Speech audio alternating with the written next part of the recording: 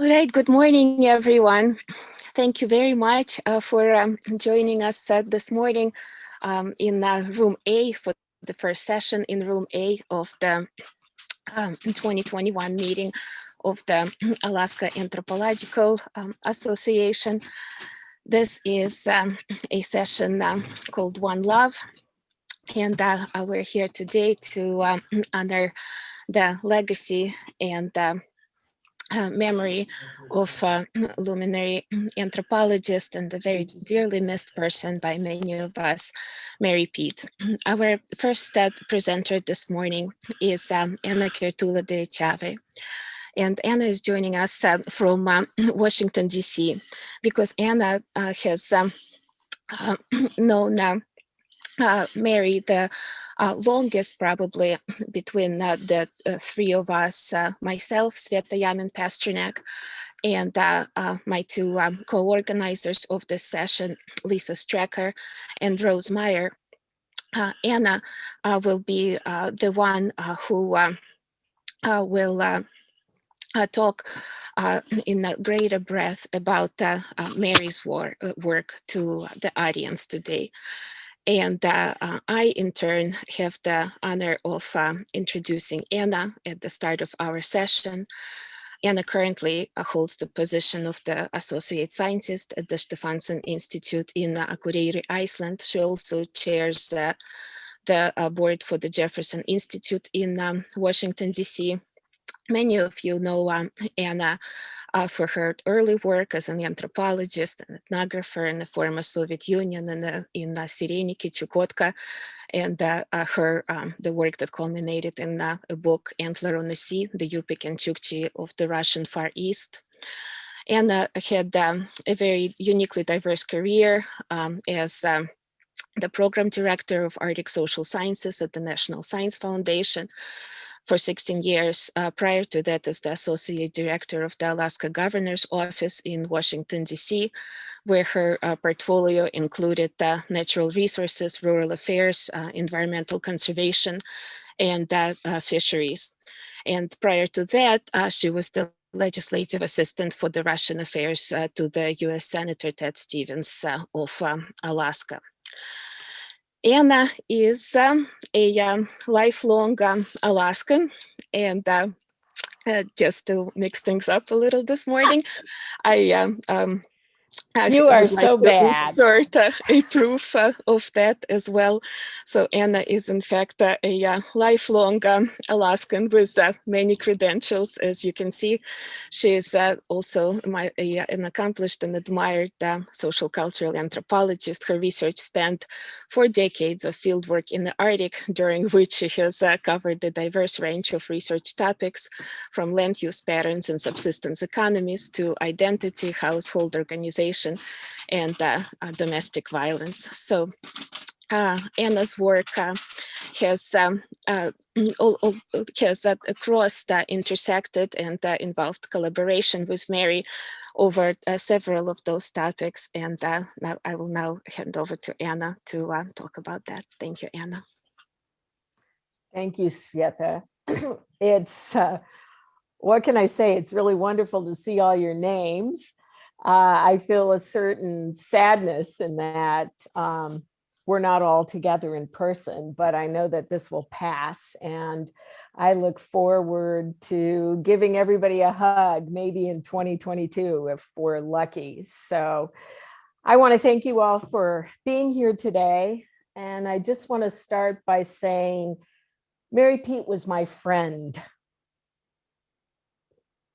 Sorry.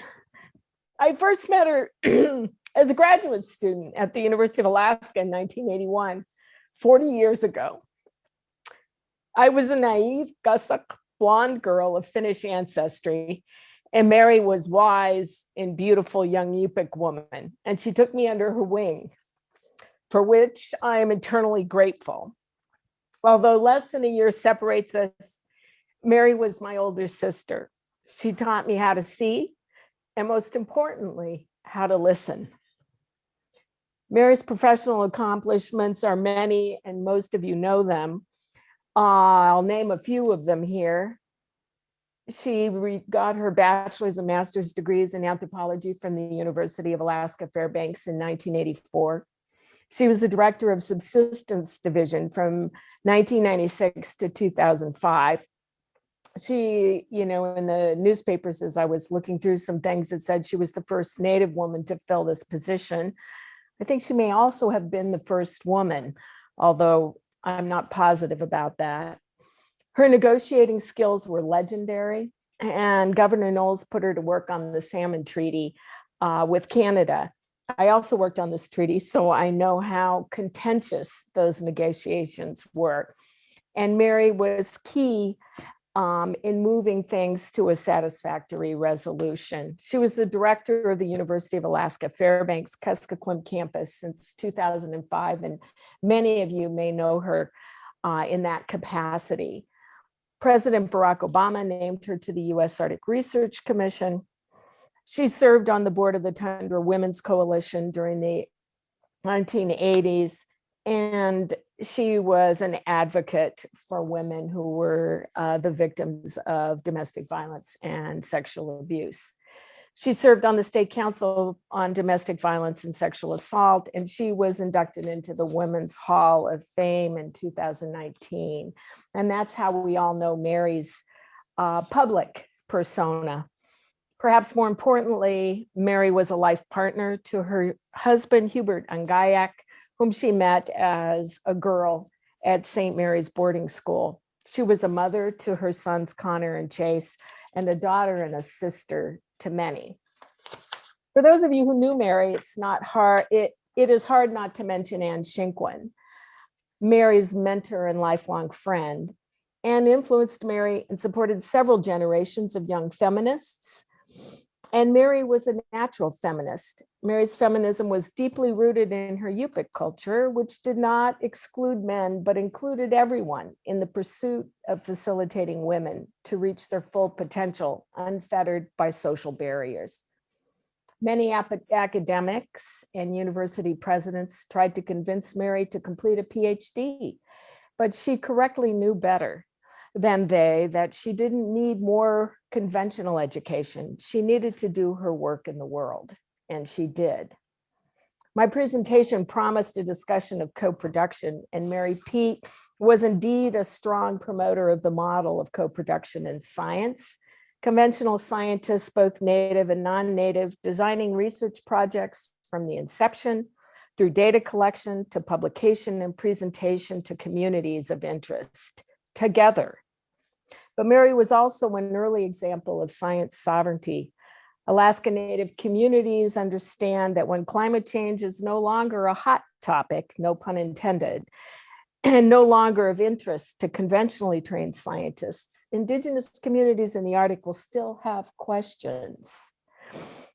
So they want their students to become scientists, to answer those future questions, to control the research agenda from start to finish. Mary embodied that model. I don't know how many of you have had the pleasure of snow machining with Mary. On the Kuskokwim in the spring, Mary could handle a snow machine like nobody else I had ever ridden with. And it was one of those days on the Kuskokwim River, warmed by the bright sun with a penetrating cold. I know many of you who've been in Southwest Alaska know what that looks like. We rode toward the mouth of the river for over an hour to what Mary considered the perfect spot for pike fishing. We lowered our lines into the water and waited. Over 30 minutes had passed, and Mary looked up and saw me munching on a cracker. The look on her face was shock.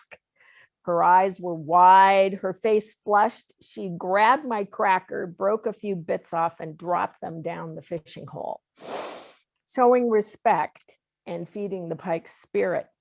We caught our fill and headed north of the snow on the snow machine. The sun had warmed the river, and we dodged overflows until one covered the entire river. Mary gunned the snow machine, telling me to hang on, and we sprayed water and snow, and I was terrified. But we came across safely. Sunburned and windburned, we arrived triumphant at the house. Hubert was cooking dinner for us, and during dinner, Mary related the story of how I had almost spoiled our chances by not sharing my cracker with the pike. I never made that mistake again. I always show respect for any fish I hope to catch, and I've been a very lucky fisher in my life. Because this is a scientific conference, I wanted to mention a few science articles in which Mary was first author and others to which she contributed. Mary had a really diverse portfolio. I Googled Mary's name and hundreds of publications and citations appeared. Depending on when you met Mary, you may think of her contributions to the literature on subsistence, or you may know her primarily as an educator, but her interests and contributions were very diverse. Although always centered on making a contribution to her Yupik community, the broader Alaskan Native community, and then to society in general. When Mary saw a need, she drew upon her Yupik culture and her science training to find a solution. Some of her key articles starting in 1981, Alcohol is a Community Problem in Response in Alaska, Alaska Villagers' Views on Problem Drinking, Those Who Forget, Homes and Disruption, Spouse Abuse in Yupik Eskimo Society. I had the honor of assisting Mary in these projects, going through court records in Bethel one summer. At the time, most anthropologists avoided these subjects because they thought it put people in a bad light. But Mary understood what scientists didn't, that Yupik people weren't hiding this information. And given the chance, they would want to talk about it, confront it, and work together to find solutions. Other articles included Yupik place names, Taprak, a case study. I believe that was her master's thesis. Subsistence use of herring in the Nelson Island region of Alaska, use of caribou and reindeer in the Andreevsky Mountains, Yupik Eskimo Society, a case study, the role of fish and wildlife and economies of Barrow, Bethel, Dillingham, Kotzebue, and Nome, cultural adoption, a trial case from Southwest Alaska, the super household in Alaska Native subsistence economies, and of course, a guide to ethnobotany of the Yukon Kuskokwim region. I couldn't find the date for that final citation, but the intro said it was conceived in 2008. Mary was a legendary berry picker. And the last time I went berry picking with Mary was, much to my regret, over 30 years ago. I remember it well. It was warm. It was a warm, overcast day where the light casts a dreamlike filter on the world. We walked out onto the tundra in our kuspuks with our plastic buckets swinging in our hands. A few minutes into our walk, Mary stopped short and looked at me with a very serious look on her face. She said, "If we see a bear, we will lift our shirts and bare our breasts, so the bear will recognize us and leave us alone." A picture came into my mind of a young white woman and a young Yupik woman standing half naked on the tundra facing off a bear. Mary must have had the same thought because she started to laugh, that beautiful high-pitched laugh that she had. And I started to laugh, and we both laughed until it hurt. But I had no doubt that had a bear appeared in our path, we both would have taken our shirts off. Mary gave me an ulok when I got married because, as she said, every woman should have one. Mary was Yupik. She was as genuine a person as you will ever meet. I know that there must be many Marys born recently, and I hope that each of them carry her spirit and legacy forward. Thank you for sharing this time with me. Guyana.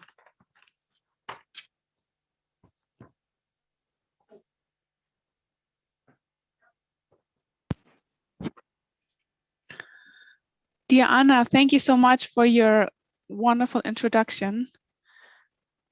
Let's see if there are any questions, if there are questions to have.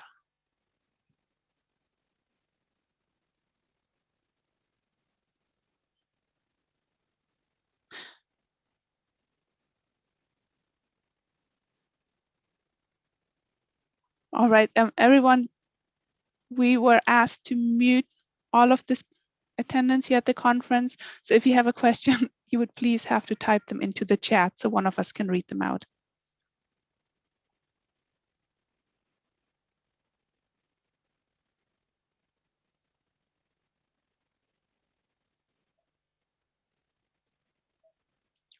All right.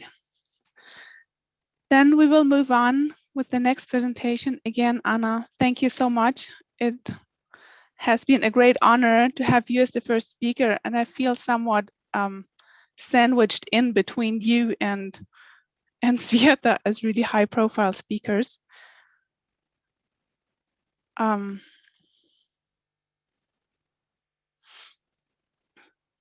I feel very honored, and again, thank you for joining the session.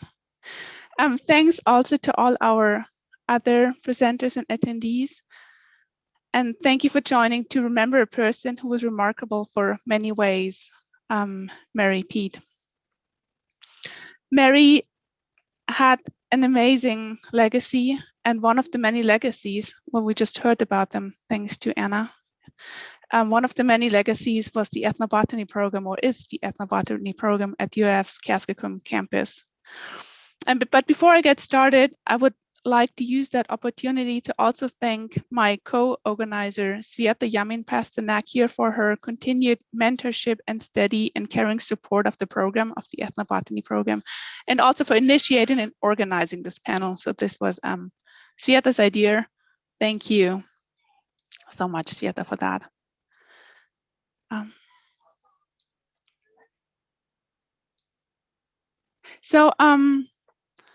My name is Lisa Strecker.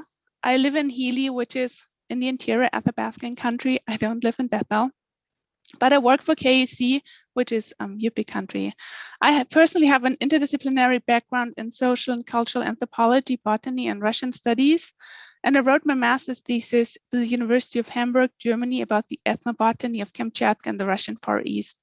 I'm obviously passionate about plants, and I love to learn and explore the many ways that people and plants are connected. I moved to the United States in Alaska a bit less than 10 years ago and became a grad student at the Department of Anthropology at UAF. Soon thereafter, I started teaching for the Ethnobotany Program. In 2014, I had my first class as an adjunct instructor for a dual enrollment class at FE Cochrane in Fairbanks, working with high school students. In 2017, Mary Pete hired me as a term assistant professor for ethnobotany and anthropology, and I became the instructor for the majority of the ethnobotany courses at KUC, and well, here I am.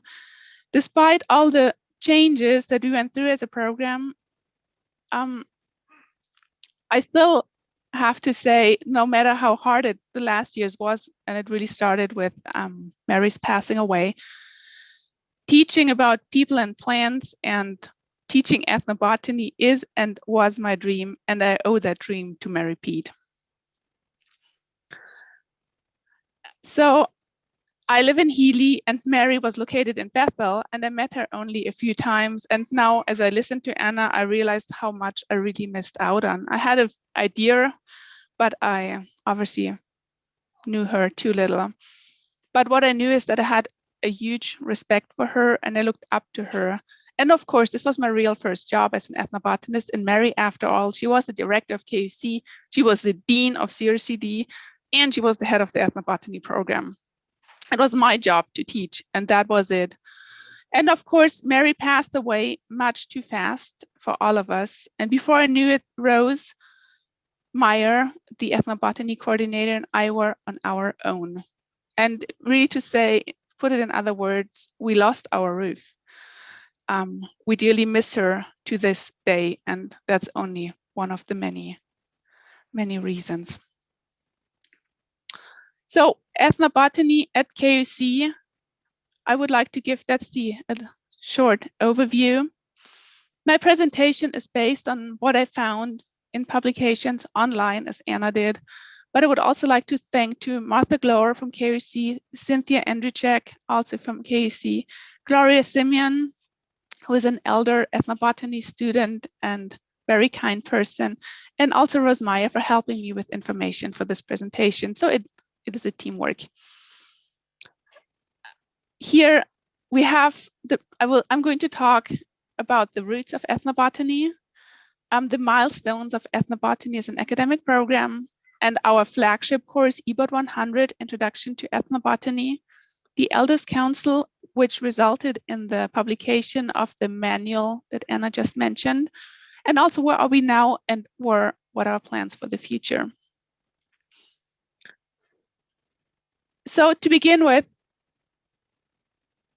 ethnobotany, the program was something that was near and dear to Mary, to her heart, and it's because of her that we have this program today. But first of all, where are we located? There are very few ethnobotany programs worldwide in the nation, and there's no other one in Alaska. So how did it come that we have one in Bethel? And again, it takes many things, the right time, the right place, and many things to come together, but the program has several roots. There's a rich knowledge about plants and genuine interest in the region because the people in the YK Delta, they live their knowledge, they practice it. So that they are ethnobotanists in their own right. In general, the YK Delta is a rather low income area and subsistence is still very important. Traditional ways of living off the land are part of the lived Yupik and Chupik cultures of the area. The area is known that people practice their culture, children still speak the language, and that is why people still have this, very active relationship to the environment they live in and to the plants they live with. But it takes more. It also takes a person to take it on, and that person was Mary Pete. And as Anna mentioned in her introduction, Mary Pete was first a research specialist and later the director of the Alaska Department of Fish and Game of the Division of Subsistence. So for almost 10 years, that was her work, subsistence, what people harvest, how they harvest. And she traveled all over the place. She knew everyone and how people really interact with the environment. And this is in combination with their own interest and love for plants where this idea of the program was born. And starting in 2005 until her death in 2018, Mary Pete was the director of KUC, where she could finally implement her dream. We just heard about Mary's love for the berries and other plants. And here I included a picture by Mary Sadler from Bethel. And there's a story that I also read in one of the stories, sources about Mary online. And I think it was also Mary Sadler saying a story about for 1 year for Mary's birthday, Hubert flew in a friend of Mary's to go berry picking with her on her birthday. That says a lot about a loving partner, but also about Mary's value and high estimate of berry picking. Mary had a vision. She wanted to provide culturally relevant education and opportunities for YK students to really provide equity in education to students from her area. She saw ethnobotany as a vehicle to get students into the STEM fields. And also in the very early beginnings, and that's, I have to say, I learned that from the readings, there was a project planned to have EBOT and native language instruction work together. I'm glad I found this and I hope we can pick it up in the future again. So all of this came together with the existence of an amazing funding opportunity, USDA Department, Alaska Native Hawaiian Serving Institutions grant. And this is the grant that funds the program to date through all the years. And I would like to say a word about the mask that I chose to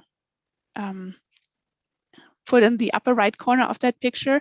This is a mask created by a niece of Mary's. It's Subsistence Woman, and it was for sale to contribute to the scholarship that was founded in honor of Mary Pete. So there is Subsistence Woman, and I think that's very, fitting for Mary Pete.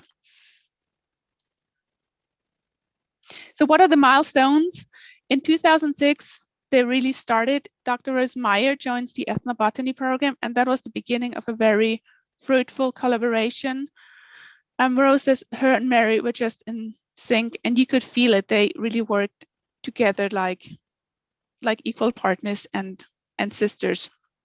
And it is not an exaggeration that Rose says, I'm here because of Mary, and I would have quit without her.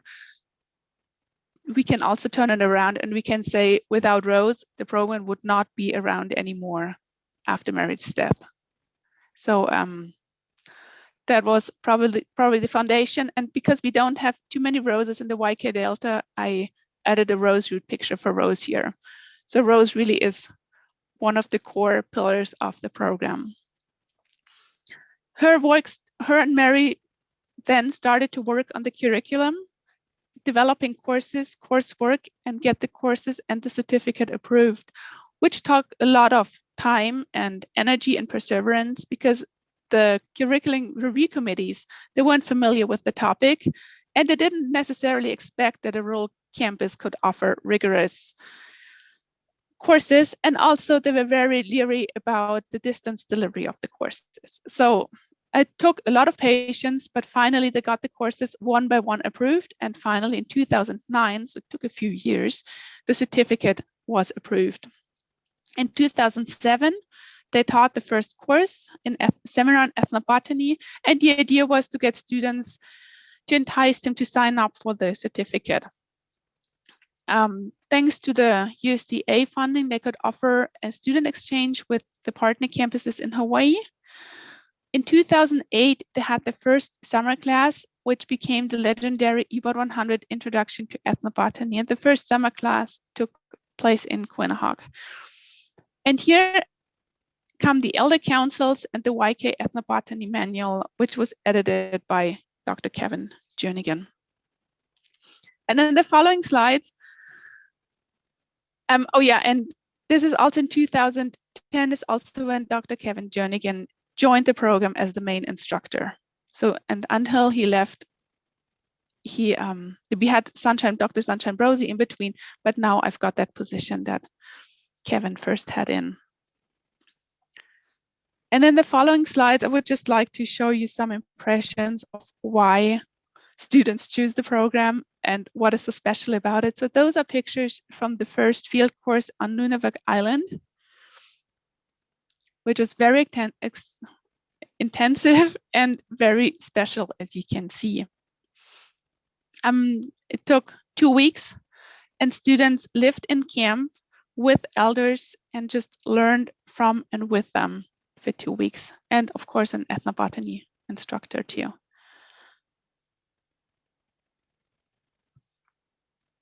We still have that class. The last was we had to cut it down because obviously we don't have the money anymore that the program used to have in the very beginning. We now cut it short to a 1 week online portion and a 1 week field portion. And I was fortunate enough, together with Erica Valentine here in the picture on the lower right, to co-teach that class in Hooper Bay in 2017. And Erica Valentine is the person who developed the online course that we are still using in classes today. That's a poster we created from the flashcards that the students made from the research, from their conversations and interviews of elders and their own hands-on project in the field. And that's a poster that went back to the community. And then due to further budget reductions and the pandemic hitting us, we first in 2020 had a 100% online course, which turned out to be somewhat tricky because the beauty of the field course is to be in the field, to meet and spend time with elders, hang out in the tundra, eat berries, and really feel and sense the place and the plants. It was tricky to translate it into an online environment. And what we did, we now work with the oral archive together. And so instead of really working with elders directly, students now listen to recordings of elders, of someone else talking to elders, right? That project is going to lead to a project Jukebox and Ethnobotany in the near future. The other part, being in nature, was also somewhat tricky to translate into an online learning environment. And what I came up with is nature immersion assignments. So students are being sent out to listen, feel, smell, just be out on their own. And they all did wrote notebooks with drawings and just documenting their experiences. And those are some products of that course that you can see here. So besides our field course, the other milestone of the program or memorable moment are the elders councils that took place in between 2008 and 2009. There had 3 meetings in Bethel with 36 participants, so elder participants. And you see some of them in the picture. And all the meetings were held in the native language, in Yupik, in Yuhtun. They were recorded, they were translated, transcribed and translated, so they are available. But one outcome of these elders councils is the guide to the ethnobotany of the Yukon Kuskokwim region. Those books, the idea was to create a book, and that was Mary's idea to really, it was her dream and her project to create a baseline of knowledge, to have it available and to build future coursework onto that knowledge. So it was her wish to really bring the elders together to record and document the knowledge. And Rose shared with me the entire atmosphere at these meetings really was the elders really wanted to contribute because they really wanted to keep their knowledge in the community so it can be shared back to the younger generation, so it's not lost.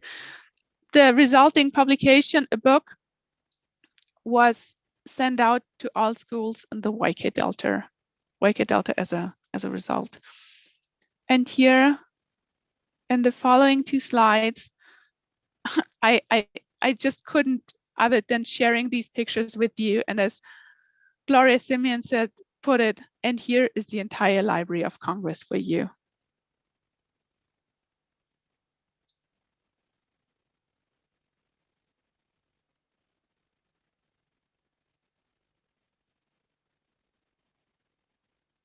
And they had other follow-up meetings to really sort through the recordings and prepare the publications. And we had Carolyn Parker, botanist at the UA Aquarium, help them.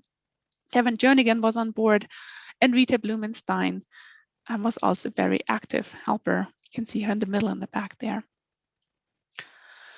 So those are the milestones of the program and the pillars that we still draw from or are built upon. Where are we now? So the coursework that we still offer is part of the certificate, and the minor in ethnobotany that we are able to offer at this point. We have the Introduction to Ethnobotany course. We have a seminar in ethnobotany course about ethical wildcrafting, including all the aspects, cultural, spiritual, legal aspects, ecological aspects about how to ethically wildcraft, harvest plants. Oh, sorry, the second, I've got a typo here. 220 is techniques in ethnobotany, that is a research methods seminar, 2 credits. We have 230 biochemistry for ethnobotanists. That is taught by Kevin Jernigan. And then it's actually my second favorite course is applied ethnobotany, where students research their projects and conduct them and present them to the class in the end. And then, and this is going to be my next speaker, we have a legendary ethnomycology course taught by Sveta, Yamin-Pasternak, and Igor Pasternak. And you're going to learn more about that in the next presentation. So what are the degrees? I mentioned that we had some so-called changes in an academic review process. This ethnobotany certificate was deleted. We submitted paperwork for an occupational endorsement, and supposedly it is already or almost approved, but it's not in the books yet, but we're pretty certain that we will soon be able to offer it again.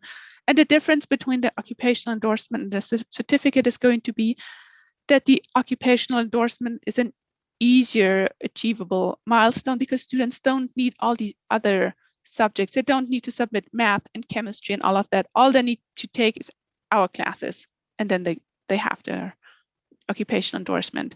So hopefully we'll get more students through the program that way.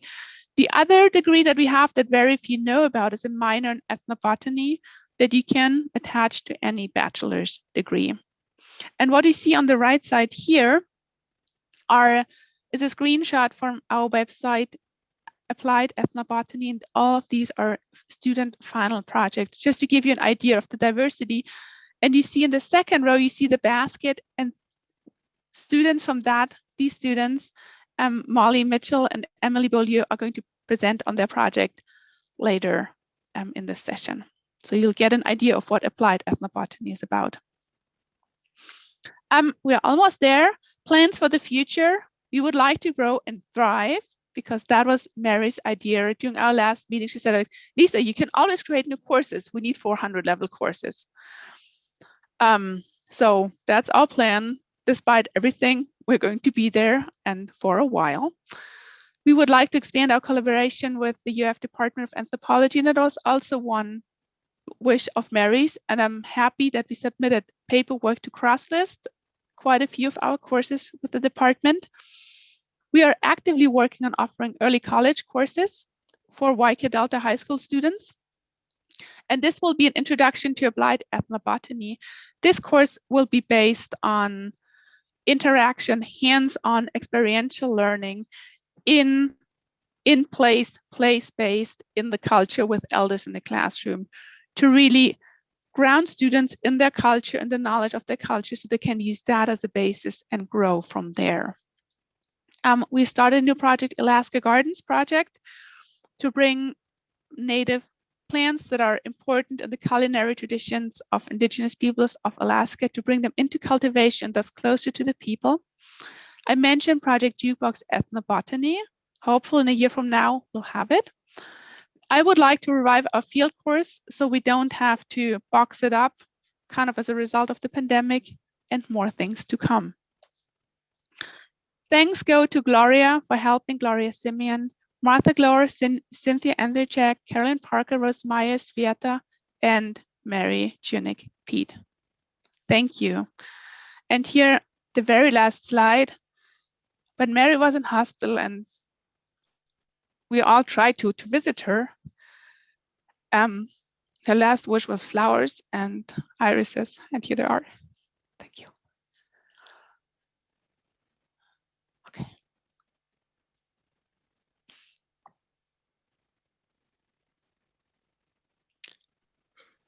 Dear all, as I've just mentioned in the chat, feel free to forward your questions to the session organizers for us thus far, and for our speakers later in the session. I will pause to see if there are questions for Lisa.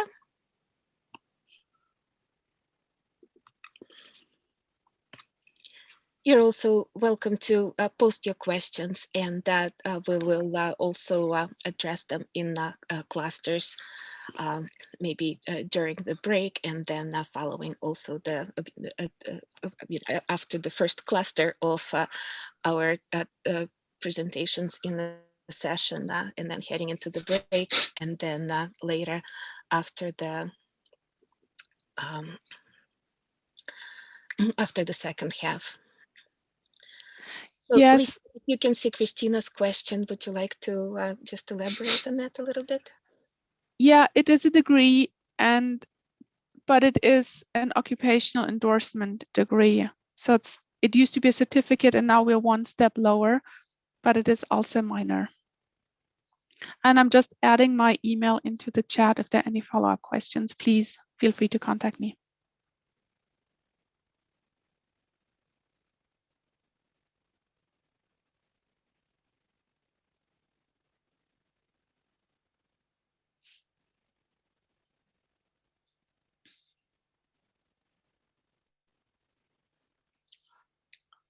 All right, I think we can move on.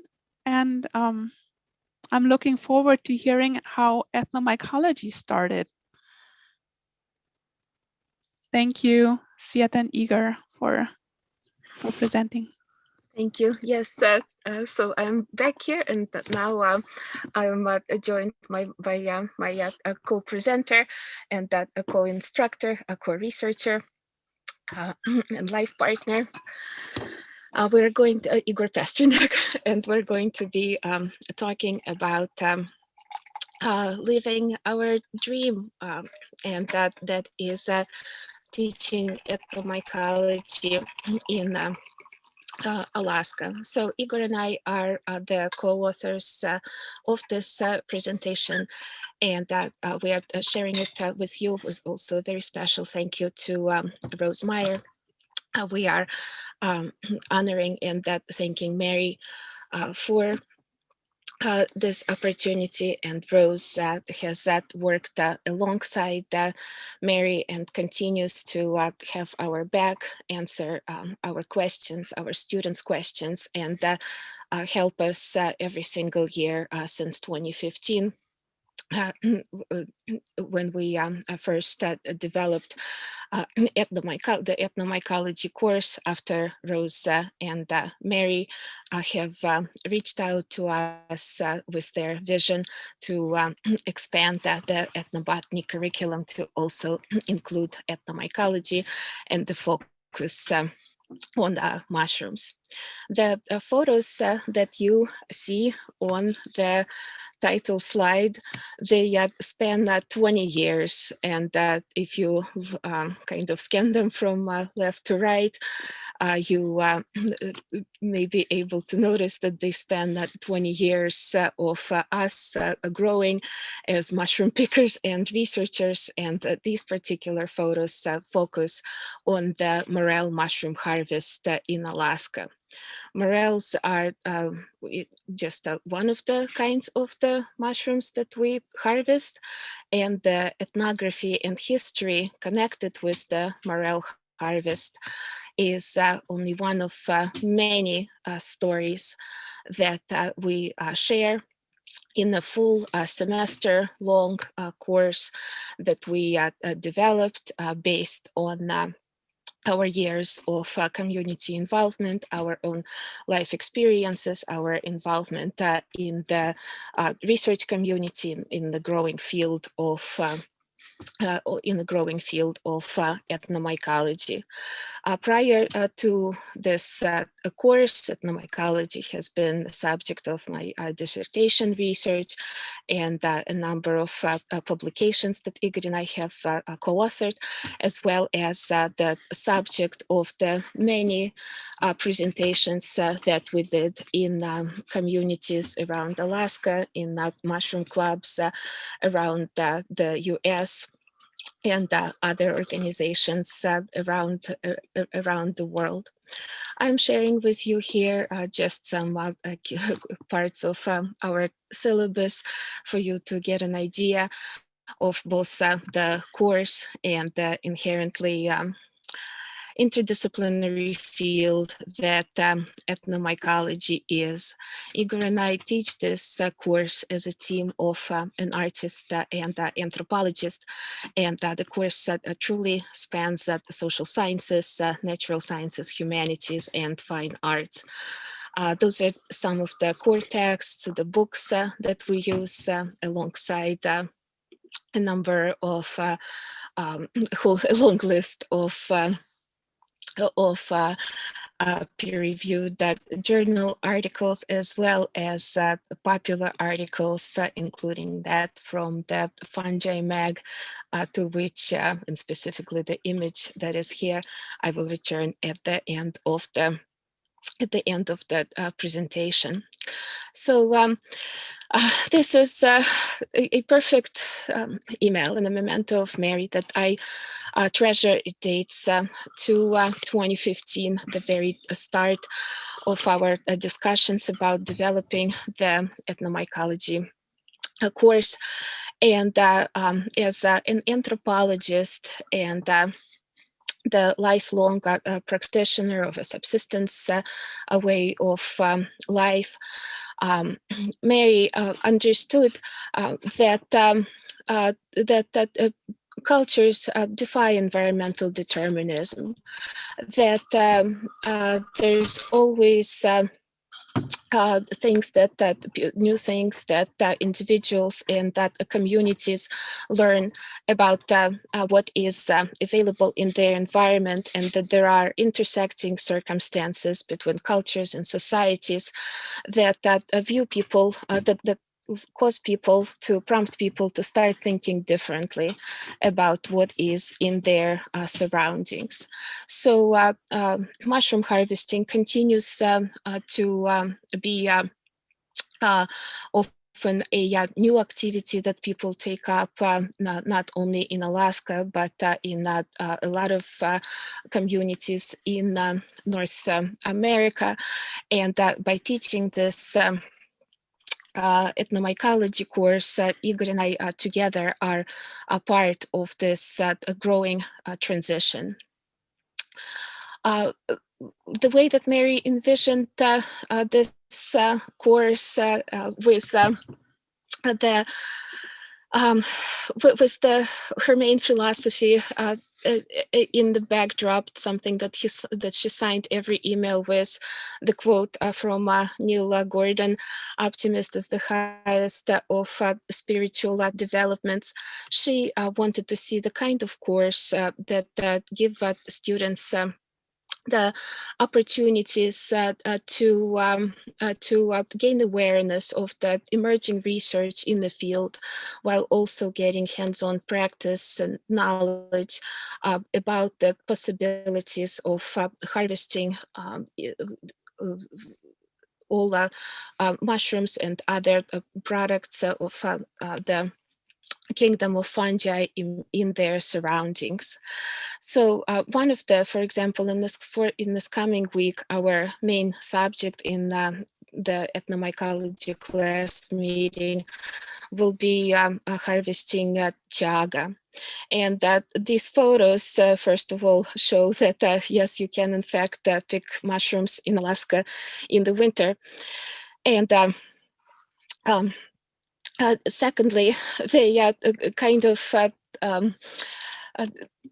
hopefully project what Igor and I are trying to convey in making the word dream a part of the title of our presentation.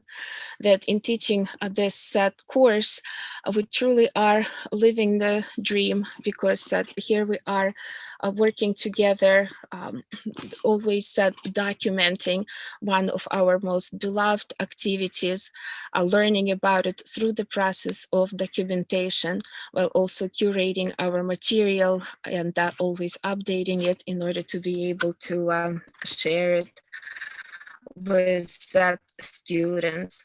I've only selected a few examples to try to convey this point. So here's some examples. Here's some of the chaga harvest and that extraction that Igor makes from the chaga. So for example, this week we will be talking about this at length, while also sharing history and that ethnography of the currently emerging industry of chaga on the global market, as well as hearing from a local organization called the Chaga Co-op. Whenever we are involved in a recipe that we know, in making a recipe that we know very well, just from our own upbringing, or we are trying out something new, such as working here with lactarius or pickling bollets, we are always thoroughly documenting the action shots, the close-up shots. We take photos that sometimes make us and our students feel very hungry. We also take photos that make both us and our students smile, and hopefully that have a little bit of fun, and that look forward to venturing out and maybe trying out doing new things with the mushrooms that they already harvest, or trying to think in a new way about the mushrooms to which they're yet to give a thought and give a try. Igor and I both come from mushroom-loving societies, mushroom-loving countries in Eastern Europe. We grew up in the former Soviet Union, and that these photos are actually from the mushroom vendors in my birth town in Rechica, Belarus, here in southern Belarus, close to the Ukrainian border. And the bottom photo is with the mushroom vendor in Igor's birth town of Odessa, here in southern Ukraine on the coast of Black Sea. So going back to the theme of living the dream, everything is life and pleasure, and that learning and enchantment and serious work for us. I wanted to share these photos with you because they also kind of double as a purpose for telling you a little bit about ourselves and our birth towns.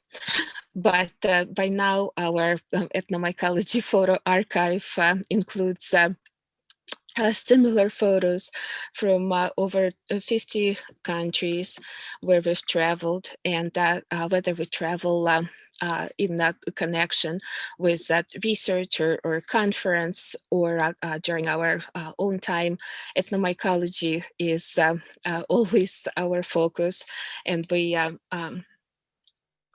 try to visit with not only mushroom vendors, but any community activities that are connected with mushrooms. All of those things then further become part of discussions of the professional conferences and workshops that we attend. And the beauty of this kind of global coverage of the fungal kingdom is that while being predominantly Arctic researchers, we've over the years also become closely connected and in collaborative relationships with other scholars in ethnomycology, and that those are living and working in everywhere, wherever mushrooms and people are found, and that's virtually everywhere in the world. So these photos are from Mycological Congress in Puerto Rico, from the Ethnobiology Congress in Belém, Brazil, and that from the Buhoma Mushroom Project Association in Uganda, which also hosted the Ethnobiology Congress in 2016. Those are, again, just of the few examples.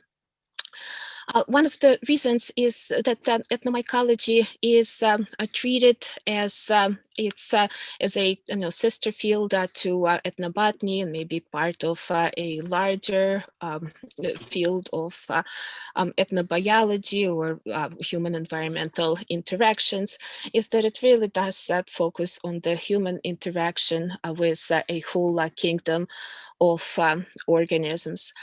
And I wanted to share with you a perspective of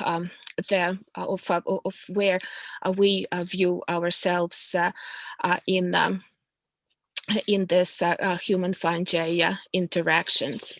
So this is a basic visualization of the reproductive cycle of a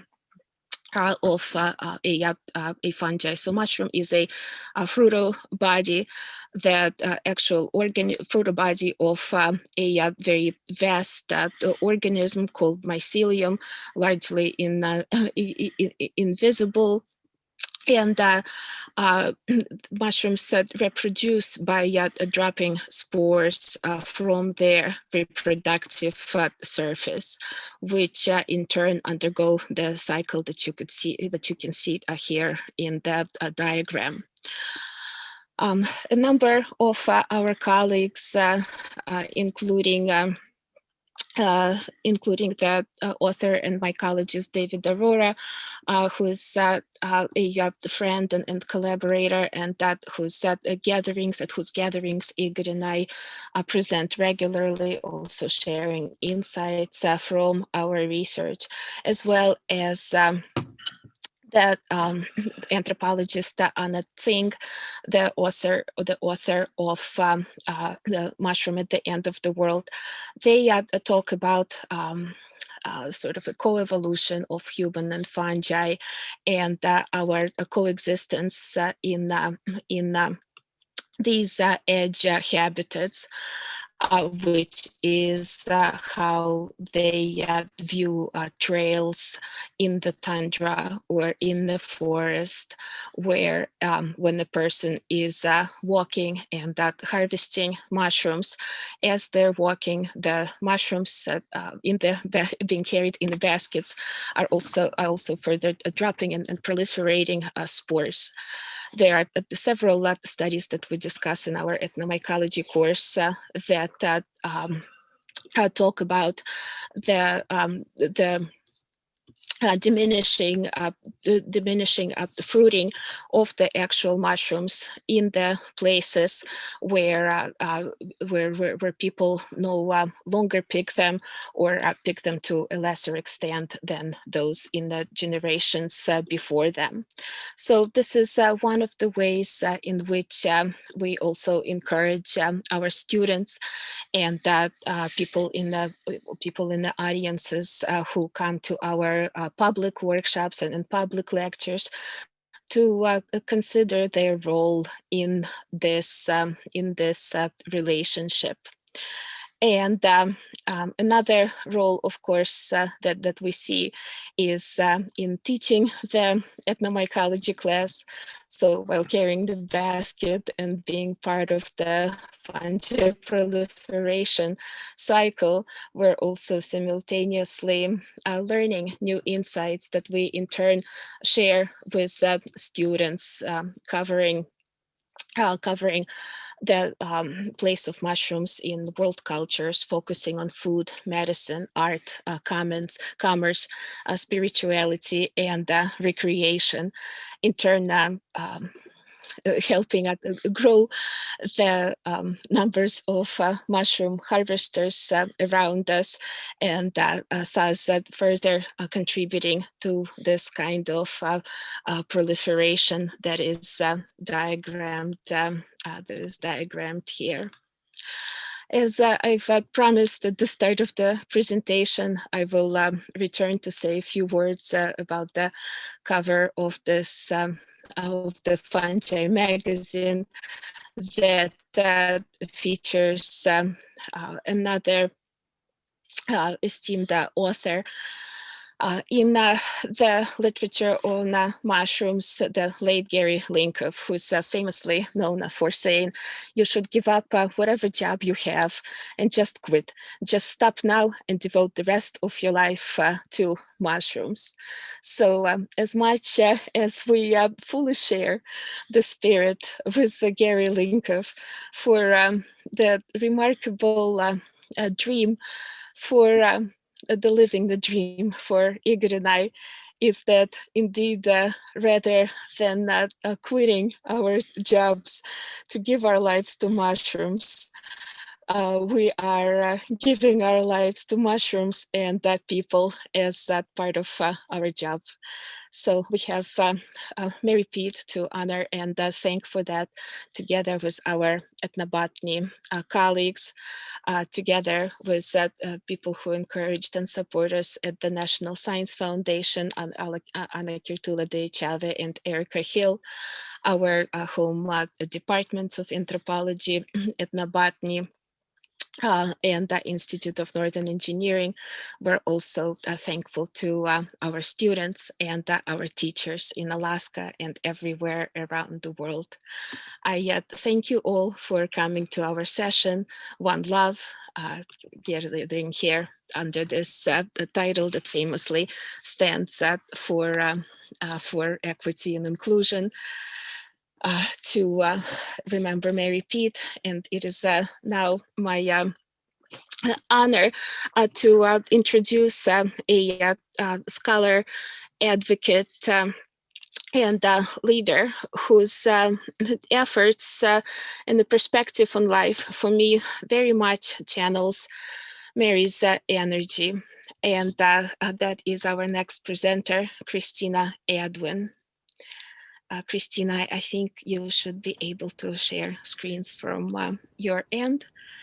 And if there will be questions for me and Igor, we will be happy to address those at the end of the first half of our session. Thank you. Thank you, Sveta. Hi, everyone. Can you hear me and see my screen? Yes, Christina, you're on. Okay. Good morning, everyone. My name is Christina Edwin, and I want to thank Sveta and all of you all for allowing me to be here. I am calling in or zooming in from the traditional and unceded territories of Ena people, also known as Anchorage, Alaska. And I'm going to give a quick overview of how I got to UAF, and I'm going to add a little bit about my experience with the EBOT program through University of Alaska, and talk about my focus in my degree and just where my life is. I'm a bit of an orator, so I'm going to remember to stay on track. But if you have any questions or anything, please put them in the chat or for later. So this eagle I just took a photo of from my window like a few days ago here in Anchorage. And a big part of my story is advocating for the land. So I'm going to start off with a traditional introduction. Kk'odohdaatlno, Christina Edwin Sauza, Ina Christine Edwin Bauza, Ita Greg Hoffman Bauza, Ina Ban Sitsu Flora McCoy Bauza, Ina Batat Sitsa Steve Felch Bauza, Sitsu Leila Virginia Wells Bauza, Ita Batat Sitsia Leila Donald Hoffman Bauza, Manil Kladsatat Hudson Sedanis Let Dagai Kaklazda. So I'm Christina Edwin, and my Danaka name is Kk'odohdaatlno. My mom is Christine Edwin. This is her when she was a kid, and her mom's Flora McCoy. My dad is originally from California, but he grew up here in Anchorage. He's Mexican and European descent. And my mom is Alaska Native and also European descent. Her dad is from Colorado, but moved up to Lena, Alaska when he was 21 to learn to fly. So my roots are, I like to tell people my roots are from the Tanana River to the Kk'odohdaatlno River on the Yukon. My culture is Dana, or known to anthropologists as Kk'odohdaatlno Athabaskan. And this is 4 generations of my family from Kk'odohdaatlno, my grandma, my great-grandma, and my great-great-grandma. And here's me and my great-grandfather. He was from Tanana. And this is Kk'odohdaatlno back in, these are photos of my family.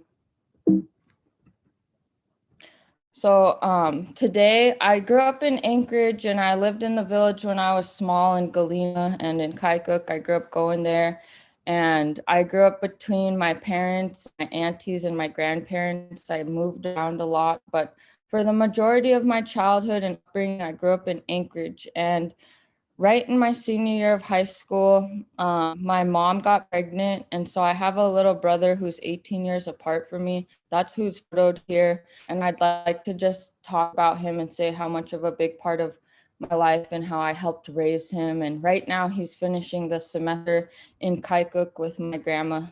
Because of the pandemic and things, it's just given my mom and I a break. So back towards the end of high school, I really started focusing more on community. Instead of just doing my homework, I started volunteering in clubs in and out of school. And one of the things I learned about was the Alaska Plants as Food and Medicine Symposium. I went there in 2013. I was the only high school student who self-initiated myself to get there. I asked for a scholarship. Lo and behold, I was in the first day, I got to sit next to Rita Blumenstein and I think Mary Ciuniq, and I got to learn from a lot of traditional healers, and that really inspired me to live my life a different way and to get more in tune with my roots, because I was learning about how plants here in Alaska were so medicinal and all the native foods, and then realized like it was a part of helping me realize how important it was to learn about our land. And while I was doing that, I was also learning how to protect the land through different advocacy groups. And so when I decided to go to college, I chose UAF so I could be closer to the interior and I could be close to my mom, but still be away from Anchorage. And so when I went there, I really wanted to learn my language because my grandma, she's my auntie-in-law, but I call her grandma in my culture is Liza Jones. So ever since I was a little, I've always been really interested in Danaka, and my great-grandfather was a really good storyteller, and I'd always ask him questions and like to listen to stories. And so when I went to UAF, I was originally a math major, and I thought I could create my own interdisciplinary program and study EOT and study language. Unfortunately, they told me to just choose a program that's already interdisciplinary. Well, it wasn't unfortunate, it was actually a blessing. I ended up choosing rural development, and even though they didn't teach Danaka, I decided to study Yupik instead of just a general minor in Alaska Native languages. And I was a part of several clubs like Native Student Union, Festival of Native Arts student-led committees for the film festival, for emceeing and inviting dancers. And in my rural development degree, my focus was community research and Indigenous knowledge. So here is my friend, my late friend Van Charles from Imanak. I actually got to know him through clubs and through Sveta's 100X anthropology class. And through 100X and through clubs at school and the rural development program, I created a really strong community that helps support my goals of doing research in my own culture. And for my senior project, I got to choose, or not choose, but go back home to the village, not once, but a few times, different research efforts with the university. And I got to interview Mama Liza Jones of native foods, particularly moose head and why we make moose soup. And one of these three photos are from a trip in 2016 I took for a National Science Foundation project. And that was the first time I visited my village in 6 years. And my auntie here in the middle, Pilot, she worked for our tribe as a tribal administrator. She was the city administrator at one point. And trip 2 weeks later, she had actually passed away. She had drowned in our river. She fell out of the boat, and it was really tragic. And I was in a rural development seminar class that week she died, and my professor, one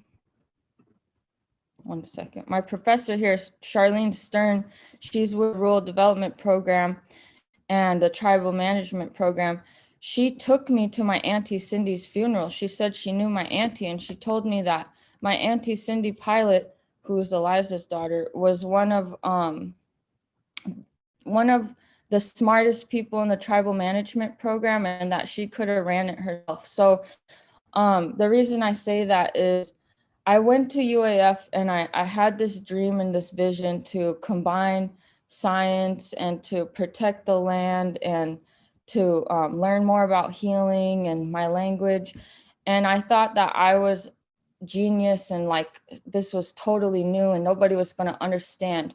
But as I started getting closer to my roots and meeting other people, it became clear to me there was actually a lot of other Native scholars who went to UAF who had similar dreams, like my auntie. She actually would make salves and stuff, I learned when I visited her at this time, and had a lot of knowledge of the plants and the animals and their medicinal properties and how to, you know, all the science behind butchering and all of this preservation practices of food.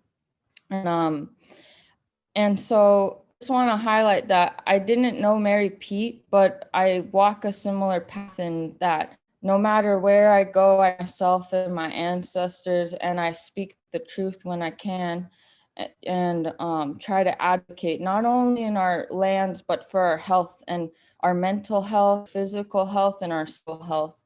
And so throughout college, I was getting this degree, but at the same time, I was reclaiming my identity by trying to get out on the land with whoever I could.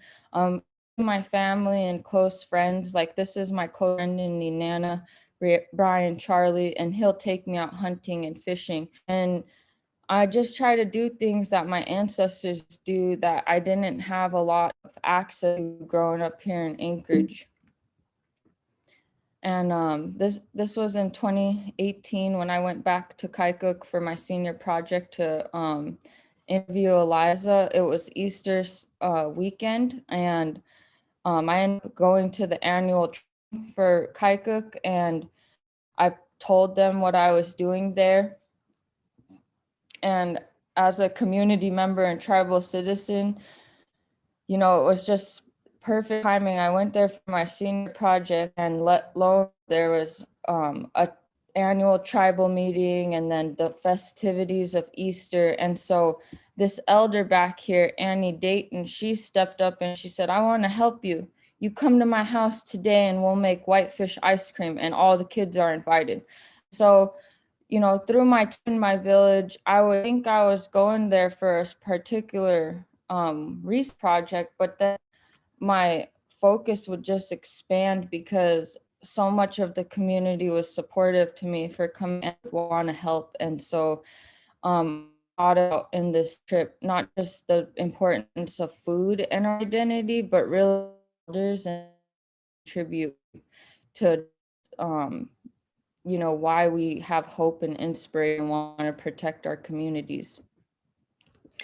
And I also learned from a fellow friend of Sveta's, Jake the Russian. He's a man who Galena, which is also where I'm from, and he lives right on the river and he fishes, and I got to spend some time fishing and seeing how he does the salmon eggs and just cutting in his whole smokehouse. More from my family and family friends in the village about fishing and honoring our ways of life. And I'm not really at the point where I want to step on large boards for fish and game or the subsistence division stuff, but I've been learning about that through like classes and tribal management classes and just all the stuff that I attended while I was going to UAF. I had so many people just open doors for me because I said I'm interested. And I just want to honor that I got invited to this session through Sveta, and I appreciate her so much. And, you know, I didn't know, but I did try to take that E100 class while I was in my degree. And I never did take it, but I did get an EBOT credit through the ethnomycology class and through the Alaska Plants as Food and Medicine Symposium I took in 2013. And I've contributed to a lot of sessions with the Alaska Plants as Food and Medicine Symposiums throughout the years. And I continue throughout all the seasons to talk to my friends, my closest friends and family members when I can, about subsistence activities. I try to get on the land as much as I can throughout the South Central region and the interior, wherever I go. And this last slide, this photo right here in the far bottom right corner is me and a group of friends who went hunting this fall during the pandemic. We had all been planning for like 6 months ahead before the pandemic even hit, or no, maybe the pandemic had hit, but we were planning an all women's trans non-binary femme hunting group on the Denali Highway for a community caribou ticket. We had a few of them actually. And so a group of us, there was a larger group of us on Zoom calls for like 6 months, but then when we finally went, it was just us 8. And it was such an amazing trip. And the only Alaskan Native woman there physically, but you know, that trip was really memorable, and I hope to expand on more maybe in another conference. But thank you so much, and Koyana, Basi, and I look forward to more of the conference this week.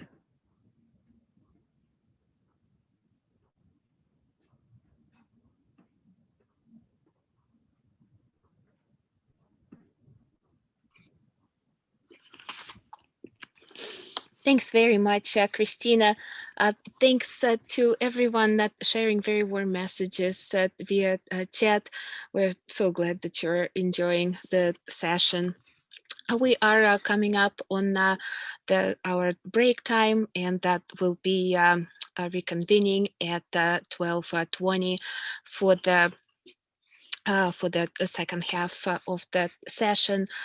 We're happy to take further questions in the chat or to hear from anyone with questions for the questions and comments for individual presenters, or anything that you would want to share about knowing or having worked or known Mary now or during the second half of the session. So thank you very much to the morning presenters.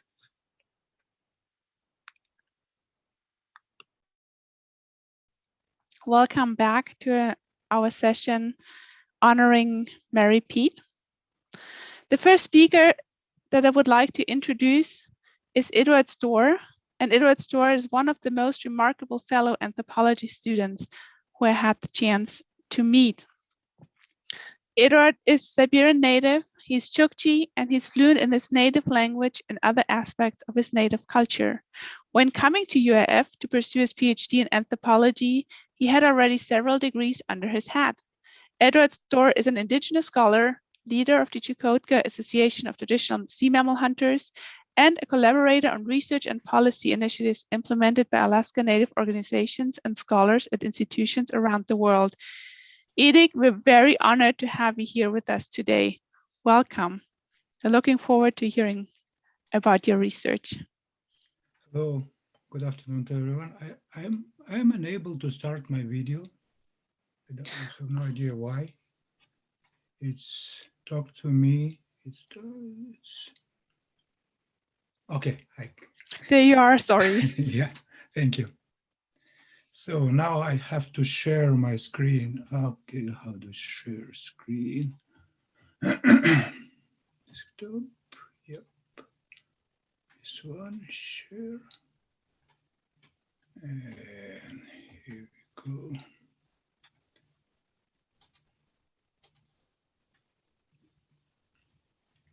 Do you see my presentation? Yes, we can see it, but it's in, yeah. Good. So, good afternoon to everyone.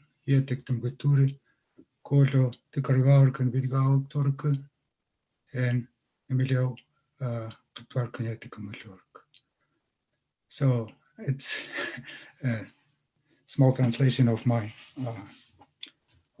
small speech on my Maori tongue, Chukchi.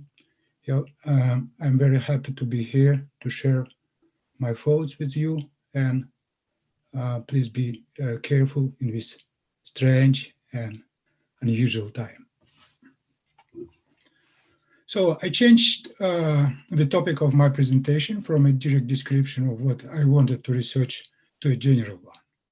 In fact, the idea of the topic was to analyze how much the convergence of social cultural characteristics in a region took place. I described the science of this phenomenon among the peoples of Chukotka and suggested that it's very likely that this is also characteristic of the Bering Strait region. Edith, 1 second. I think we're rather seeing your notes than your screen. Can you please try again? Yeah, I can. That's still the notes, yeah. Okay.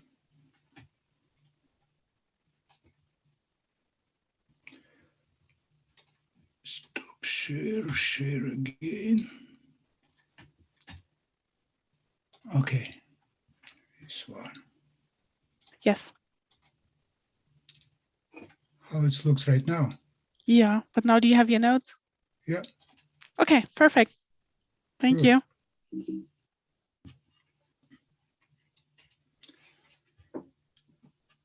So the purpose of this study is to discuss the social cultural trends of indigenous communities in the Bering Strait region. The Inuit, Siberian Yupik, and Chukchi have undergone a series of social fluctuation, from common cultural and even kinship roots to division into neighboring communities, first under the flag of the two countries and then into completely different ideologies. Over time, the collapse of socialist system and the subsequent globalization of society caused the modern social cultural convergence of the region. I discussed several essential activities of native communities in order to identify some common patterns and trends. So here are the research questions that I used to describe the differences and similarities in social cultural models of Bering Strait region native communities.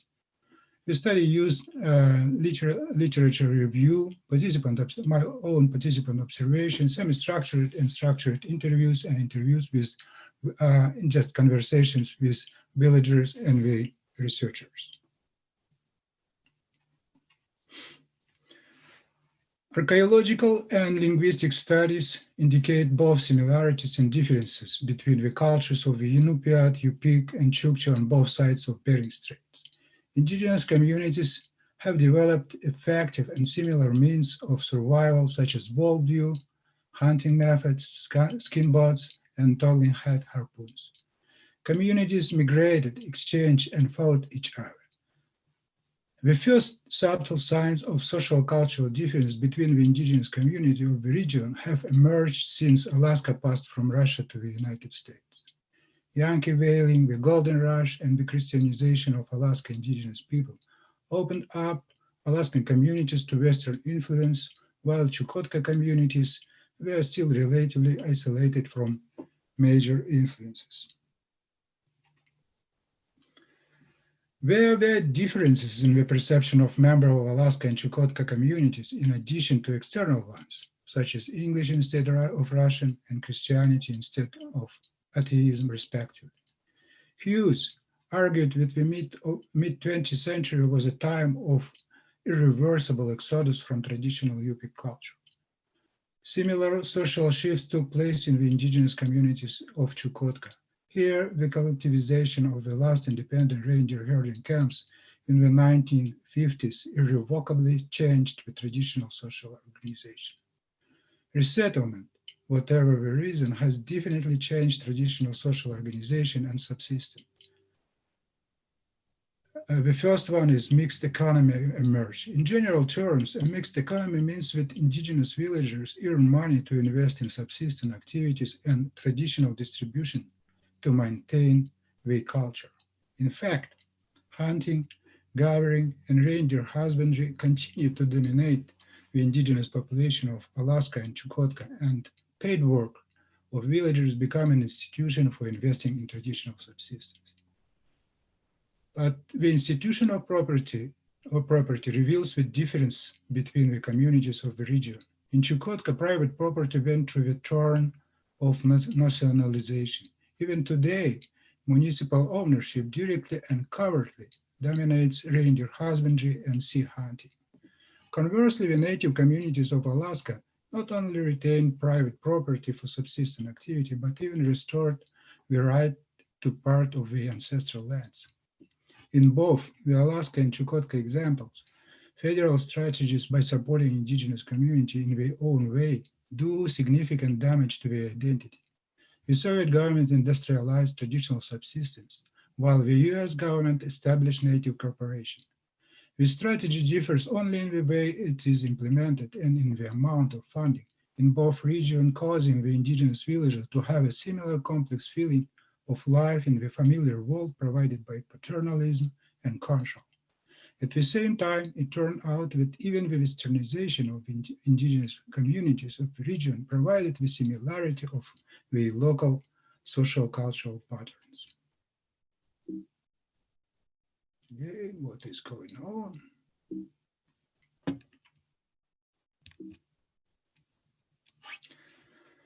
I can switch my slide.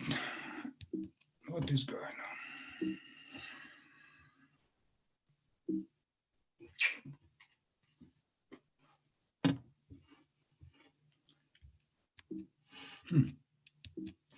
Something happened to my presentation. Okay. I hope this is the next slide. Decolonization provided Alaska communities land, funds, self-governments, and wildlife co-management.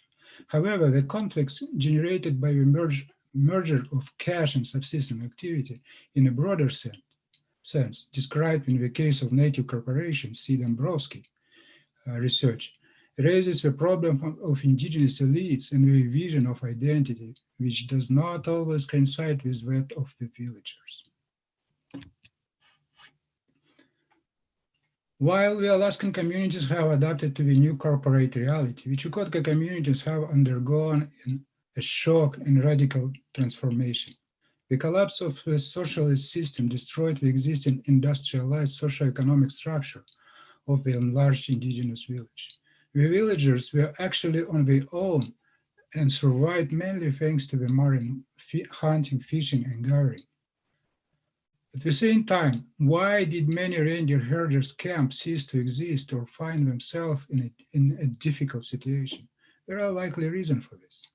Reindeer husbandry as a pastoralist society is a more vulnerable traditional economy when hunting governs its activity.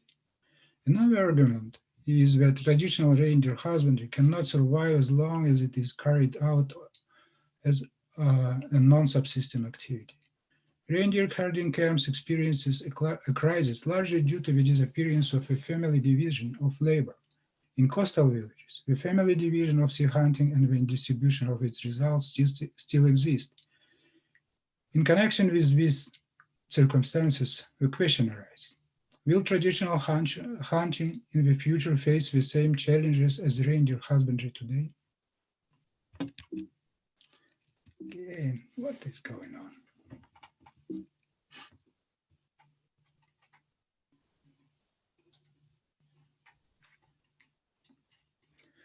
It turns out that almost all cases pointed to the similarity of Alaska and Chukotka indigenous people adaptation strategies. At the heart of this approach is a commitment to traditional subsistence. However, there are signs of a decrease in the share of villagers engaged in subsistence activity. It is always obvious that the source of investment in traditional subsistence directly depends on government policy. As long as federal and local authorities support traditional subsistence directly through community hunting subsidies or indirectly through social payments and job offers to indigenous villagers, this core of local culture will remain central to most communities. However, what happens if it doesn't? Co-management of wildlife through a collaborative efforts between authorities, researchers, ecologists, and indigenous agencies develop governance and enhance sustainable wildlife management. In the context of this study, the ways of cooperation between communities and authorities highlight the differences between Alaska and Chukotka indigenous peoples. Formally managing the whaling, Chukotka peoples are a minority in the decision-making process for traditional subsistence. Alaskan's commissions, made up of representatives of communities, manage the hunting of marine mammals, and government and research agencies are invited as observers.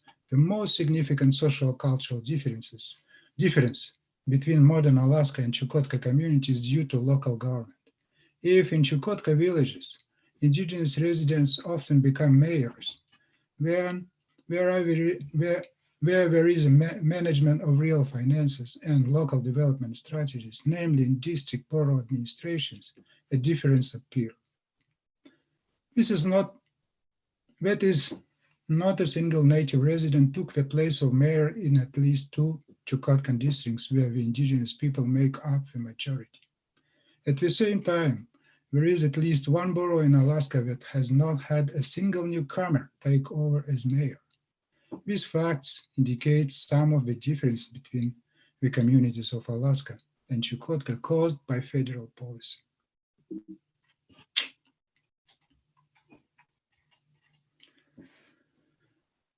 Alaska and Chukotka communities have a rich and comprehensive subsistence-oriented knowledge. For dozens of generations, this expertise has been enriched and renewed, adapting to fluctuating climatic and social patterns. A distinctive feature of adjustment practice is the trade-off combination of both traditional and modern database in order to ensure the traditional way of life. The native communities of Alaska and Chukotka have similar subsistence-oriented lifestyle, processing and distribution procedures, and even negative impacts of cultural shifts. The everyday language environment in the region's indigenous community has changed in favor of the dominant state languages. Despite the attempts of indigenous NGOs to preserve or revive the native languages, the first bilingual generation of villagers made the decision that Russian for Chukotka and English for Alaska are languages which ensure the survival and prosperity of descendants in modern society, and this has not been questioned. A typical reaction of a modern elder in Chukotka, and most likely also in Alaska, is to regret the loss of the native language environment and traditional knowledge in the community. However, when it comes to their own children and grandchildren, most of elders believe that in order to achieve well-being in life, the children need quality education and qualification, which can be obtained in the dominant language of the country. Another example of a combination of traditional and innovative is the phenomenon of sustainable preservation of traditional beliefs. Although Alaska has been practicing Christian beliefs for over a century, there are indications that Alaskans still mix traditional and Christian beliefs. While Chukotka has a shorter history of Christianization, traditional beliefs here have been influenced by several decades of atheism. The native communities of the region have both adapted to religious shifts by combining animism, Christianity, and atheism. Together, these circumstances influenced the worldview of the modern Alaska and Chukotka natives, who have combined something traditional and modern, local and global. In fact, I was leaning towards the idea that at some point, Alaska and Chukotka has more similarities, and the difference between them determined only by political reasons.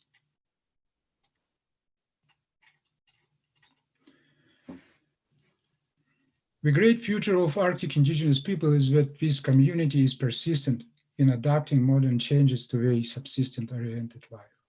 Even money, as a universal tool that changed the essence of society as a whole, could not completely change the general trend of hunting and gathering activities of communities in the Bering Strait region. The analyzed examples of various acculturation influences on indigenous community reveal a similar adaptation strategy, somewhat different patterns but converging tendencies.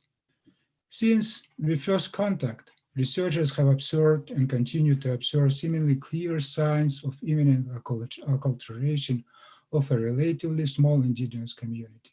Nowadays, unprecedented global climatic and cultural influences seems to be the reason for the final flattening of the cultural characteristic of local communities. However, let's keep in mind that the indigenous community of the region have been resilient and able to face challenges and threats to their identity many times over and in a much more brutal manner.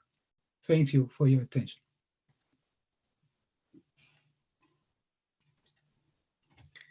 Thank you so much, Edward. Thank you. I think we have a couple of minutes. If there's a question in the chat, I could ask Edward.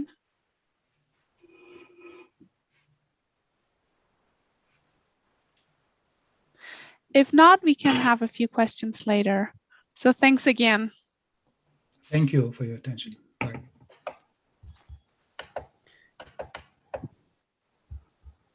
The next speaker who I would like to introduce is Olga Lauter. Olga's background is in languages, German, English, and French, in addition to her native language, Russian. Currently, Olga is pursuing a PhD in anthropology at the School of Advanced Studies in the Social Science in Paris, France. Olga has several research interests, one of which is Arctic anthropology. Olga, we're looking forward to your presentation. Welcome. Thank you. Good afternoon, everyone. I'm going to share my presentation. Just a moment. Right. So my name is Olga Lauter. I'm a PhD student in social anthropology at the School of Advanced Studies in Social Sciences in Paris, France. I'm currently residing and doing my fieldwork in Anchorage on the Dena'ina lands. I'm honored to present the session organized in honor of Mary Pete, whom I didn't know in person, but whom I heard a lot about. As Mary was Yupik, I'm glad to present on the topic of Yupik naming practices in Alaskan urban areas, in particular in Anchorage, Alaska, that is considered to be the biggest native village, and that is an ethnically complex and diverse city where I have been conducting my fieldwork in collaboration with the Yupik indigenous population.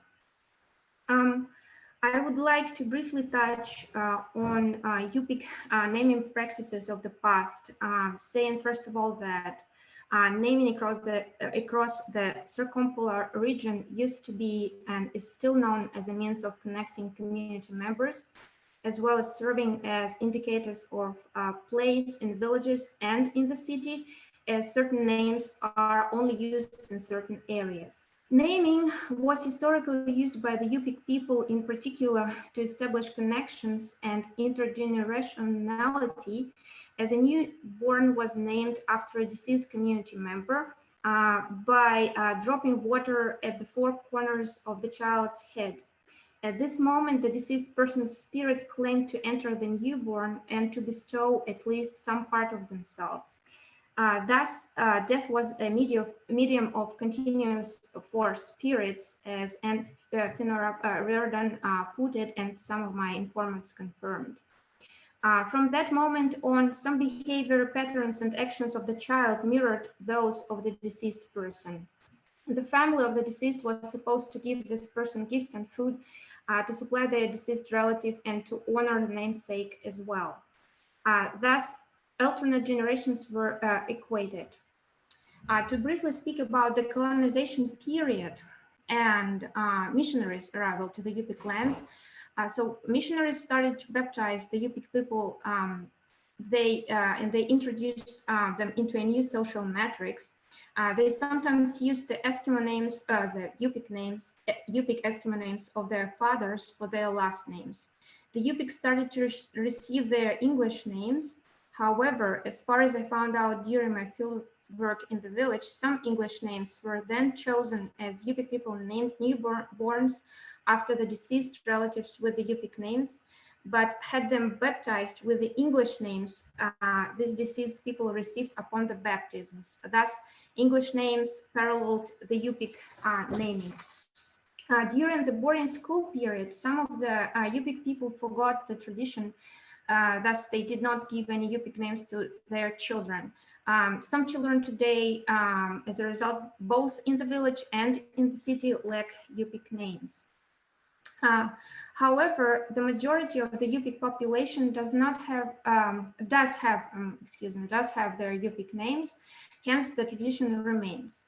In the urban setting, however, the Yupik names, and I'm going to pass to the next slide. The Yupik names, they serve to reclaim the indigenous Yupik identity, as they are being included in baptismal records, and their usage is also seen in automatic signatures, business cards, and in social media. Both in the city and in the village, there is still a low percentage with of people with no Yupik names, or with Yupik names given not of the deceased but of still alive relatives.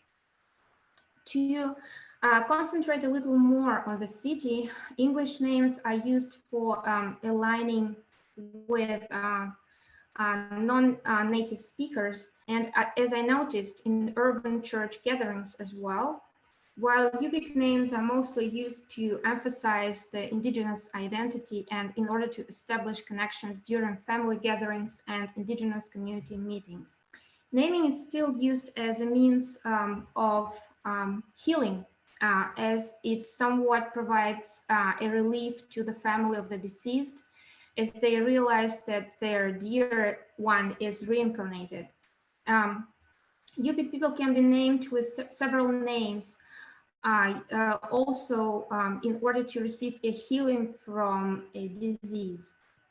There is a close connection of the village to the city, as the urban Yupik people in the city maintain their close contacts with their family living in both the city and in the village. And the Yupik names are used mostly between the former and the current village inhabitants. As for the younger generation in the city continues to be named after the deceased relatives, either from the village or from the city. And namesakes that share the same Yupik names, as well as the relatives of the deceased, have a special relation to each other. For instance, on social media, Yupik people share their memories of the deceased on their birthdays, and they remember all their namesakes. And if the namesake or namesakes live in the city, they may also share a birthday cake baked on the occasion or bought by the family to remember and feed the deceased. I would briefly like to elaborate on an interesting example of relationships of the urban Yupik churches, in particular of the Anchorage Moravian and the Russian Orthodox Church parishioners, which are both considered indigenous, in particular Anchorage Moravian Church, that is mostly attended by the Yupik population, by the Yupik parishioners, although some other indigenous groups and non-indigenous parishioners are slightly present as well. If you look at the picture on the screen, you can see kind of the Russian Orthodox home red corner. However, this is a red corner in a home of a Yupik Moravian pastor who is married to a Yupik woman, baptized Russian Orthodox during her childhood, although she does not attend the Russian Orthodox Church anymore, as far as I know. However, the couple, they used to organize the Russian Orthodox Slavic event at their house every year, with the exception of this year, of course, because of the coronavirus pandemic limitations. Well, I will interject. I'm sorry.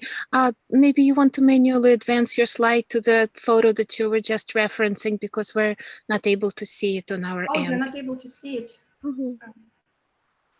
Just a moment.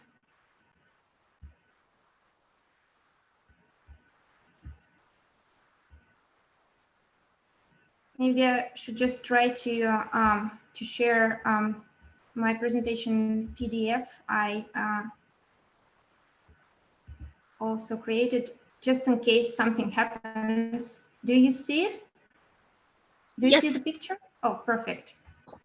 So, yes. So, however, this couple, they used to organize the Russian Orthodox Slavic at their house every year, like I said, with the exception of this year. because of the coronavirus. In the left corner of the picture, you can see an icon of Saint Olga or Olinka Michael, originally from Kuskokwim, where this family is originally from.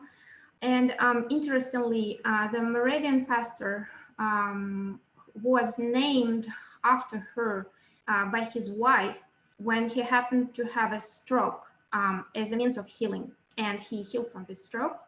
Matyshka Olga used to care for him when he was a child, and she was and is known as a healer. So today, the Moravian pastor carries St. Olga Russian Orthodox Yupik name, and he is being called Mom by her children when they are in contact. I would also like to speak about my own naming and adoption experience. The Yupik name that I was given is Kk'odohdaatlno, and it does not have either does not have a particular meaning, or I haven't yet found it, although I discussed with some language specialists. It is a Chupik name that I received by an elder who conducted my naming ceremony at ANMC. After another Chupik, I was named after another, I was named after the mother of another Chupik person who used to dance at ANMC, and I also joined this dancing group. And the Chupik person initially asked an elder belonging to the group for a Yupik equivalent of red hair or red-haired, because I have red hair. And the elder's response was that I should receive not a nickname, but a real name.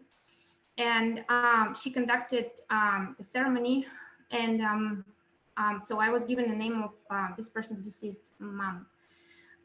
In this way, I was included into the dancing group. However, my first dance happened before being named. Thus, there are shifts from the tradition, at least in my case. I'm also called Mahluk by one Yupik family living in Anchorage and Kenai, as they introduced me in gatherings and in the village, and teasing me a little bit, is they're saying that their grandma's name, and grandma is Mahluk in Yupik. Their grandmother was her name was also Olga. So as for my children, my daughter received an Yupik name too. However, it is after one of these family members who is still alive. At the same time, my son received a name after my friend's deceased father. Also, I'm treated as a daughter by one of the Yupik women here in Anchorage who cares for me because her name is Olga, and Olga is my unofficial Russian name, so she considers me to be her namesake, and that's why she cares for me when she sees me. So I was also adopted by another Yupik woman as a sister. However, she does not use my Yupik name in our interactions. So then I'm going to go to another slide. So as for the conclusion of my presentation, I would like to mention that the tradition of Yupik names still is maintained and continues to exist in the city. And English names are mostly used with non-native speakers and in non-indigenous environments, while Yupik names are mostly used in conversations and interactions with the family and relatives, and also in community gatherings, but not necessarily in church gatherings. in order to establish connections. The relationships are maintained both in the village and in the city also by a means of Yupik naming. Thus, a close connection of the village to the city is clearly observed. And I guess that is about all. Thank you very much. And do you have any questions? Everyone, please enter your questions into the chat so we can read them out to Olga.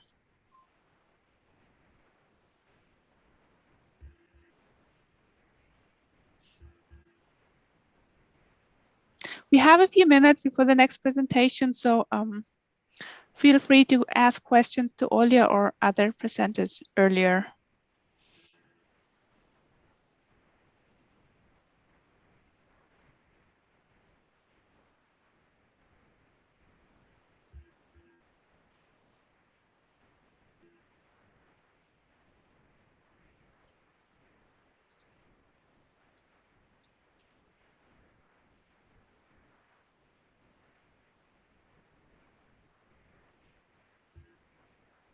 And we have one question. Olga, how did you find your study subjects?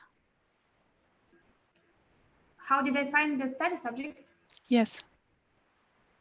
Well, in fact, my study subject was a little bit predetermined by the fact that I moved from France to Anchorage, not to a village. So that's why I decided to concentrate on studying the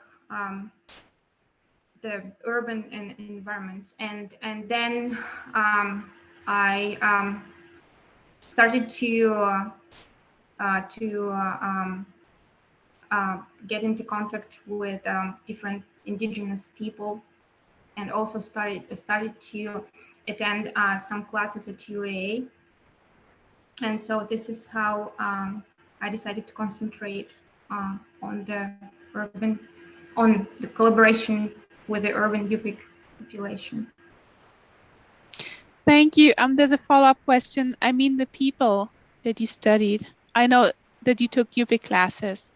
Did Mary Mead help you find them? That's from. Yes, of course, Mary Mead. Marie was of great help to me, and yes, she also helped me to define my subject. I mean that I frequently was in contact with her and asking questions, and she was always kind and open for questions, and we're still in contact.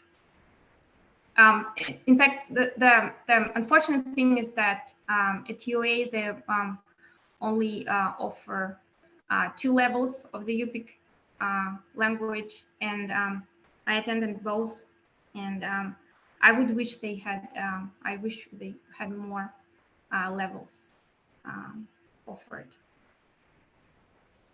But we're still in contact with her, and I'm grateful for her advice and for her expertise. Yeah, thank you. The next question I have is for Eduard. Edgar, are you still on?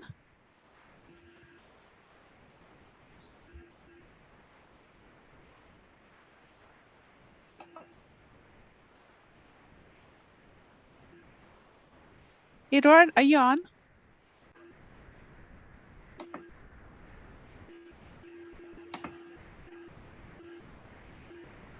If so, you're muted. So I'm Igor or Edward. Yeah. The question we have in the chat is, how did your direct experience as a hunter and reindeer herder inform your research? Well, I think it's really easy. I mean, sometimes when I'm writing something about my about topic of my research, I need just to reconstruct my memory, what I did in this case, and what my neighbors did or my relatives or something else on, or even what this person could do in case to resolve some problem, and what I had to do to resolve. So it's just kind of, maybe sometimes it's too self how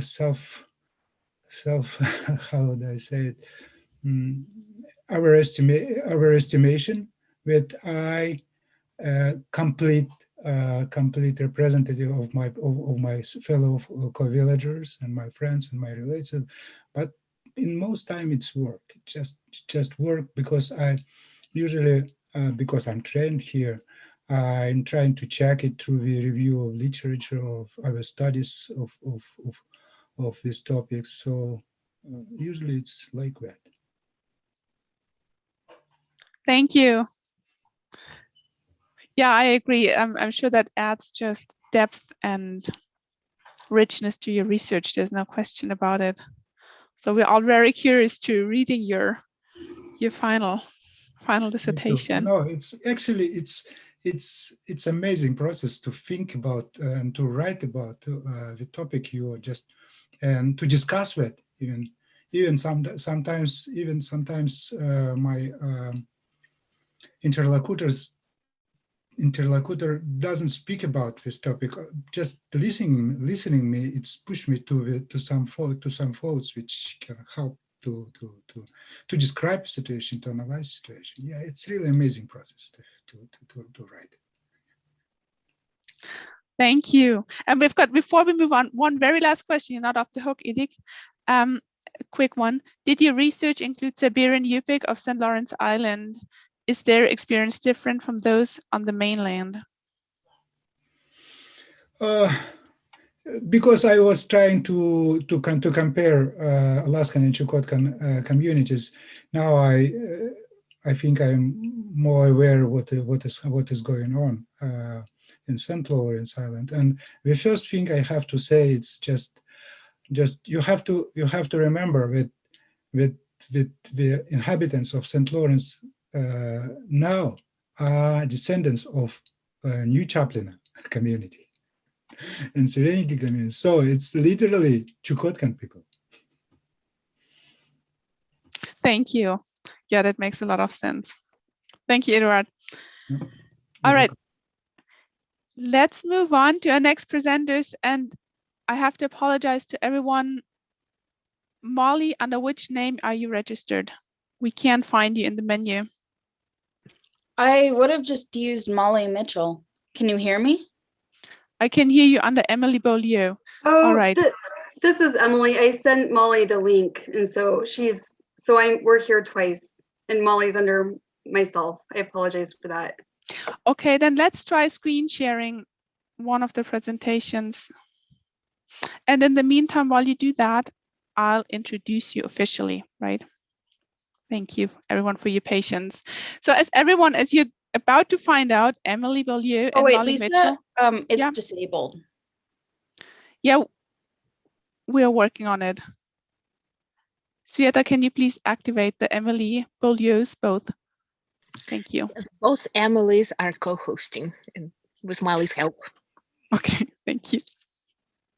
So, as you're all about to find out, Emily Beaulieu and Molly Mitchell are two truly remarkable students of the Ethnobotany Certificate Program, and in particular of the Applied Ethnobotany classes. Emily has a background in anthropology and is currently enrolled in a radiology program in Homer. Molly Mitchell has a background in biology and works in environmental education, agriculture, also in Homer.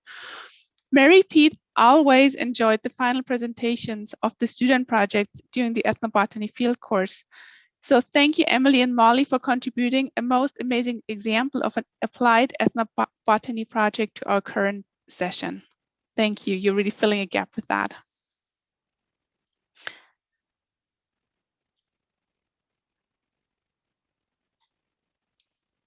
Sorry, I was muted.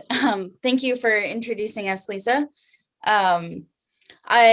want to start out before I go into my process of weaving a spruce root basket. I want to say a big thank you to the Sea Alaska Heritage Institute for publishing a video series on weaving spruce root baskets, and then also to Haida weaver Dolores Churchill for sharing her knowledge on weaving. I would not have been able to weave a spruce root basket without their help. So thank you. So the first step in weaving a spruce root basket is, of course, harvesting the spruce roots. And so I know now that it is really worth taking the time to find long, straight spruce roots and leave the ones with even small kinks in the ground, because the better your materials, the easier it is to weave later on. And so on the right here, I'm debarking my spruce roots by pulling them through a notch stick called an ina. And a proper ina would be a much deeper slit, so you can actually regulate the pressure by squeezing the stick together with your hand. So after debarking, I let my spruce roots dry in coils, and then rehydrated them for a couple of days when I was ready to split. And so on the right, you can see the two different kinds of materials that you use for weaving. And one is the shiny outer spruce root, which is used as the long weaver, called the weft. And then the rougher inner part of the root is generally used for the warps, which are kind of like the backbone of your basket. And splitting is really one of the most important parts of weaving, in my opinion. And it's really a beautiful process. I think about how in woodworking, a lot of carvers kind of talk about how the object they're carving is already in the wood and they just have to figure out how to bring it out. And I kind of feel the same with spruce roots. Like there's all these beautiful, perfect, smooth weaving materials, and you just have to figure out how to bring them out of the root. And when you watch experienced weavers split, it's really beautiful. Like it just comes apart so easily into these nice workable strands. And I am not there yet. I am still learning how to split. But I really enjoy working with the roots. And here I am beginning to weave and realizing that I did not split my roots finely enough. And so that would continue to be a challenge throughout this basket. And I know that that's something I need to work on for next time, is splitting my roots much finer. So once you weave kind of like a round base, I had to start weaving up the sides. And so I used a 3-strand weave for that. And you can see in the middle photo, that kind of like braiding roping pattern is a 3-strand weave. And it's also what I'm doing in the right photograph. And it's a really difficult weave to kind of figure out, like watching people's hands and trying to figure out where the different strands are going. But once I figured it out, it's a really meditative process. And I really enjoyed this weave a lot. And I used it to finish my basket as well on the very top. So this is my finished basket. And the project was really more about the process than it was about the product for me. I really enjoyed learning what the different weaves feel like in my fingers, and the different stages of weaving a spruce root basket. And I really learned to love working with the spruce roots. They're just a lot of fun to work with, and I'm really excited to have this bountiful resource to continue experimenting with and playing with and getting to know. So thank you so much for listening to my process on weaving, and I'll pass it along to Emily so she can, who took my basket and waterproofed it. Thanks.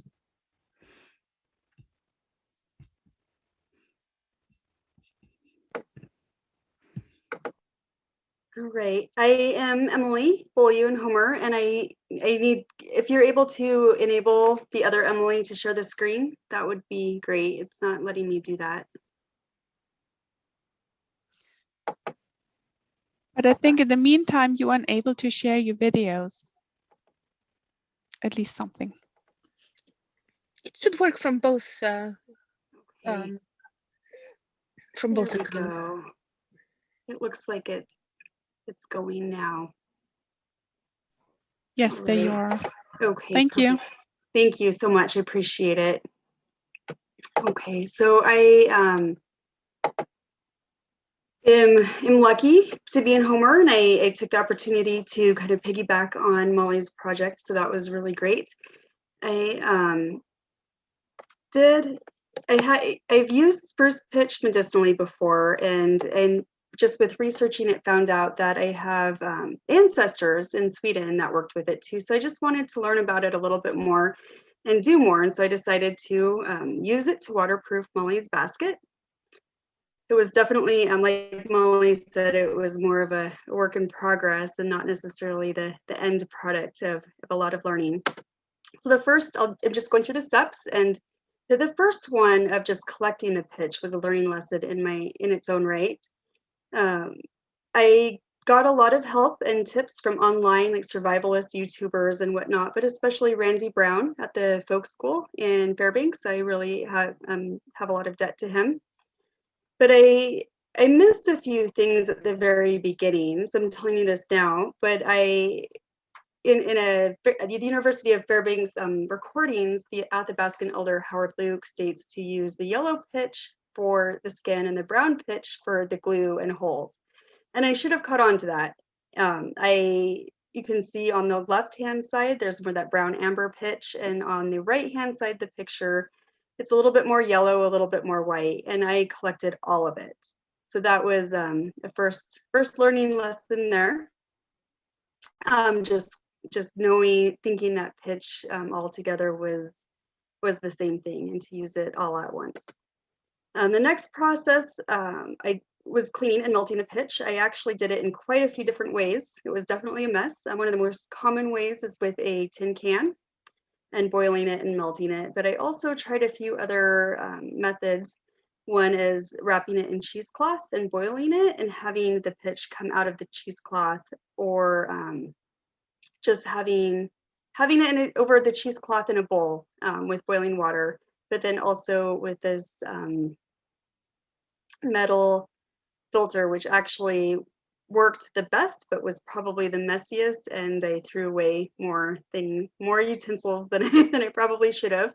And if you're interested in this, I did learn a great tip that I learned on my own, of that silicone works great with getting pitch off of it, and so not having to throw more utensils away, because anything else, it just does not come off.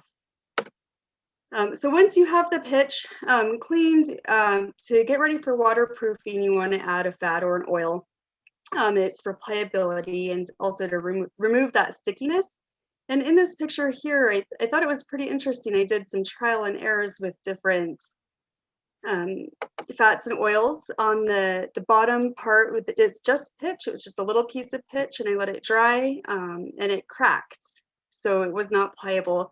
But adding a little bit of grapeseed oil to the one on the right, the upper right, I could move it around and bend it, and it was very pliable and not sticky. So it definitely made a difference.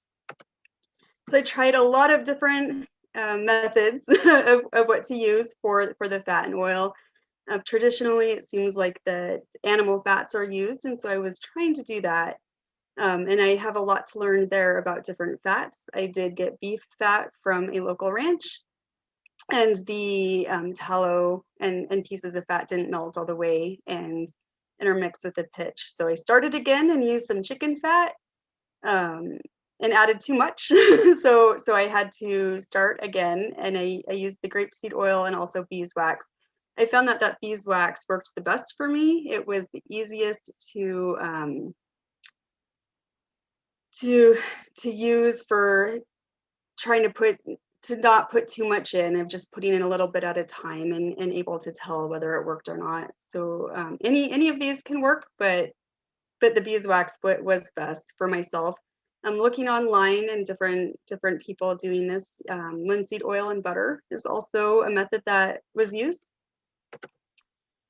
So the final product, I tried to keep the beautiful basket, so it didn't have all this pitch around it and just waterproof the inside of it, but it did leak out a little bit. So I ended up just covering the entire basket. And it worked, and it's waterproof and it's not sticky, and I can pour water or liquid in it, which it's really great to use. The definitely some lessons learned on here. I'd like to do it again. First lesson is to do it outside. It was definitely a big mess, and also to learn more about the biochemistry of the pitch. In this picture on the left, what I found was really interesting, and I didn't notice it until the last time I melted the pitch, and it's really helped a lot, is that what I collected there's resins and gums and different compounds all mixed together.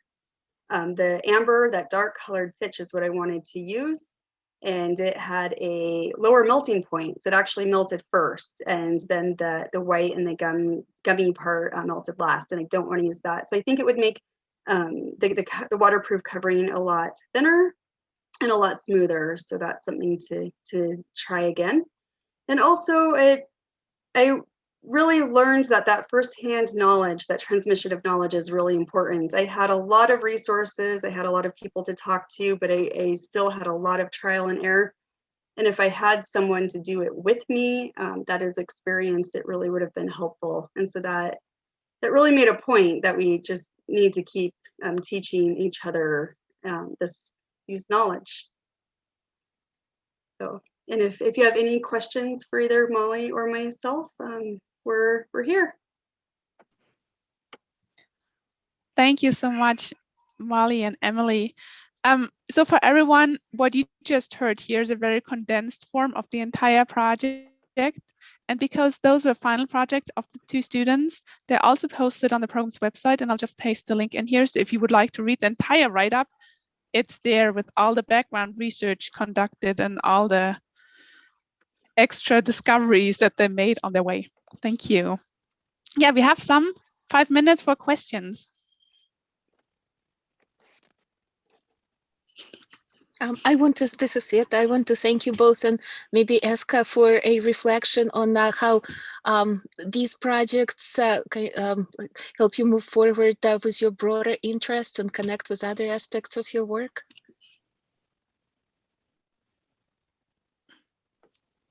So that's a really great question. And in reflection, I really appreciated that it was able to tie into my own ancestry, but also in Alaska and cultures here, which was really important to me to actually make some personal connections. And this is something that's done all over the United States in different places. So I really can tie it to a lot. I really, just in reflection wise of just seeing how this pitch is used, and to share, to expand my knowledge on it, where it's not just something out in the woods or in something to make medicine with, but there's so much to it and so much that I need to learn. So I guess my reflection is that I have a lot more to learn, but I have a lot to tie it to too. And Molly, I don't know if you have anything else. I mean, I think, yeah, for me, it just like working with the roots. I mean, I live in a spruce forest, and I'm just surrounded by spruce, and I use it to heat my home and to use spruce roots as well, just connecting to the spruce in a new way and connecting to this land in a new way. And I mean, spruce roots are just incredible. Like you have rope and, baskets, if you can learn how to use them, just like at your disposal in the woods. And that's just amazing to me. Emily, I have a question. Okay. So every time I cut down a Christmas tree and I handle the sap, I break out. Is that real common? So that that's more of a chemistry question that might be on your end, Dad. This is my father. I'm glad that he joined. Thank you so much. And we're actually, Molly and I are both in the ethnochemistry class with Kevin Jernigan right now, and talking about the chemistry and maybe if it's the terpenes or whatnot that could be causing that reaction. But that didn't pass down to me, thankfully, so I can still use the pitch, even though you have reactions. But that's something to look into more for sure. There is another question, and it's probably coming through from a fellow maker. And the question is, what were your ratios of pitch to fat/oil? That's a great question. And if you are a fellow maker, I would love to connect with you because I do want to get more tips and practice more on this. And I did start out being more methodical with the ratios, but then after the third and fourth and fifth and sixth times, I was getting a little bit frustrated. So I just kept adding just a tiny bit at a time. With the beef fat, because it just wasn't melting, I don't have a good answer there.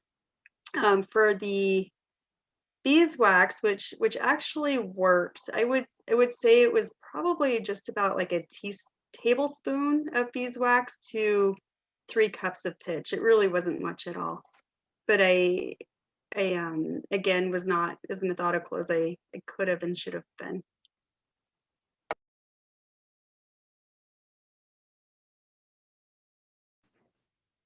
Yeah, thank you. Thank you so much, Emily and Emily and Molly. Thanks for your presentation, and I think that was a perfect lead over to our last presentation here by Dr. Kevin Jernigan in this session. Thank you. So I have the honor of introducing Kevin Jernigan. There aren't too many people who hold a PhD in ethnobotany and have the rich research experience as Kevin has. Kevin was hired by Mary Pete as the first instructor of the Ethnobotany Program. And in addition to being an anthropologist who has learned from leading figures in the field such as Beaulieu, Kevin brought along an extensive background in chemistry and biochemistry, which feeds into his very unique chemistry for ethnobotanists class. Kevin's PhD research took place in the Ecuadorian Amazon. And as an undergraduate student, Kevin studied chemistry in Russia, which equipped him also to conduct ethnobotanical research in Chukotka and other places of the former Soviet Union. I assume that we're going to hear about your ethnobotanical research in Siberia in your presentation.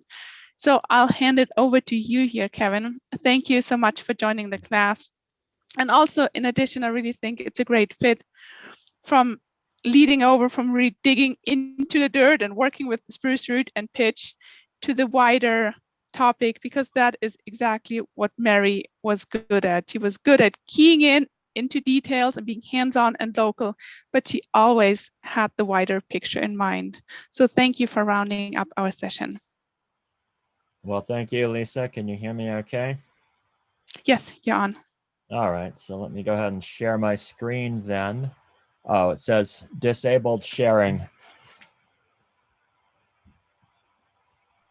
1 second. Okay.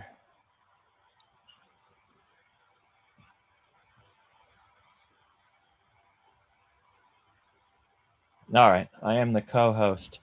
I'm giddy with power now, so let me see if I can share it here. Uh-oh, it's not on the first slide, but I think we can fix that. All right.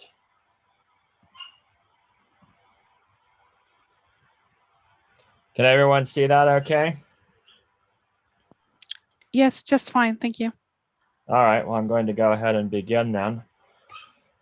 So the topic of my presentation today is what would a circumpolar, or I guess you can say Arctic ethnobotany look like? Is there a common thread that's uniting the plants and cultures of the Arctic? Is there a reason to do comparisons between different Arctic societies?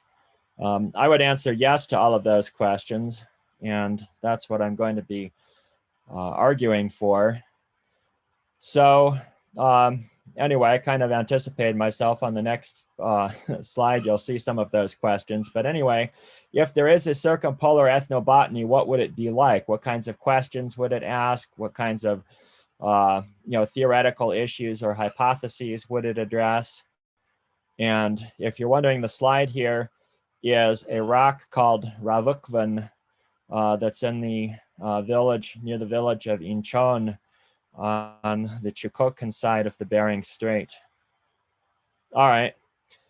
So here's the first thing that I wanted to go over that might make this an interesting thing to talk about.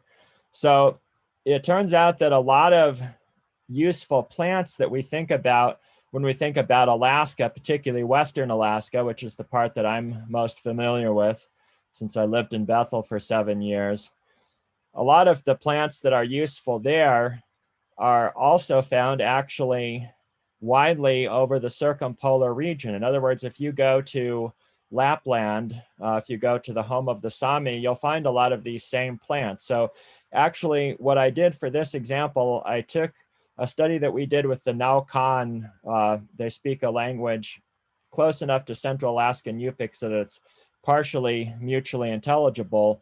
And I took the plants from an article that we did with the highest use values. In other words, you can think of these some of the very most important plants in terms of uses for the Naukan people. I took the top 10 and I wanted to see how many of these actually have a circumpolar distribution. So we have 7 that do, 2 that are kind of close. They cover a good deal of the circumpolar region, but not all of it. And then 1 not so much. So to me, this is really impressive.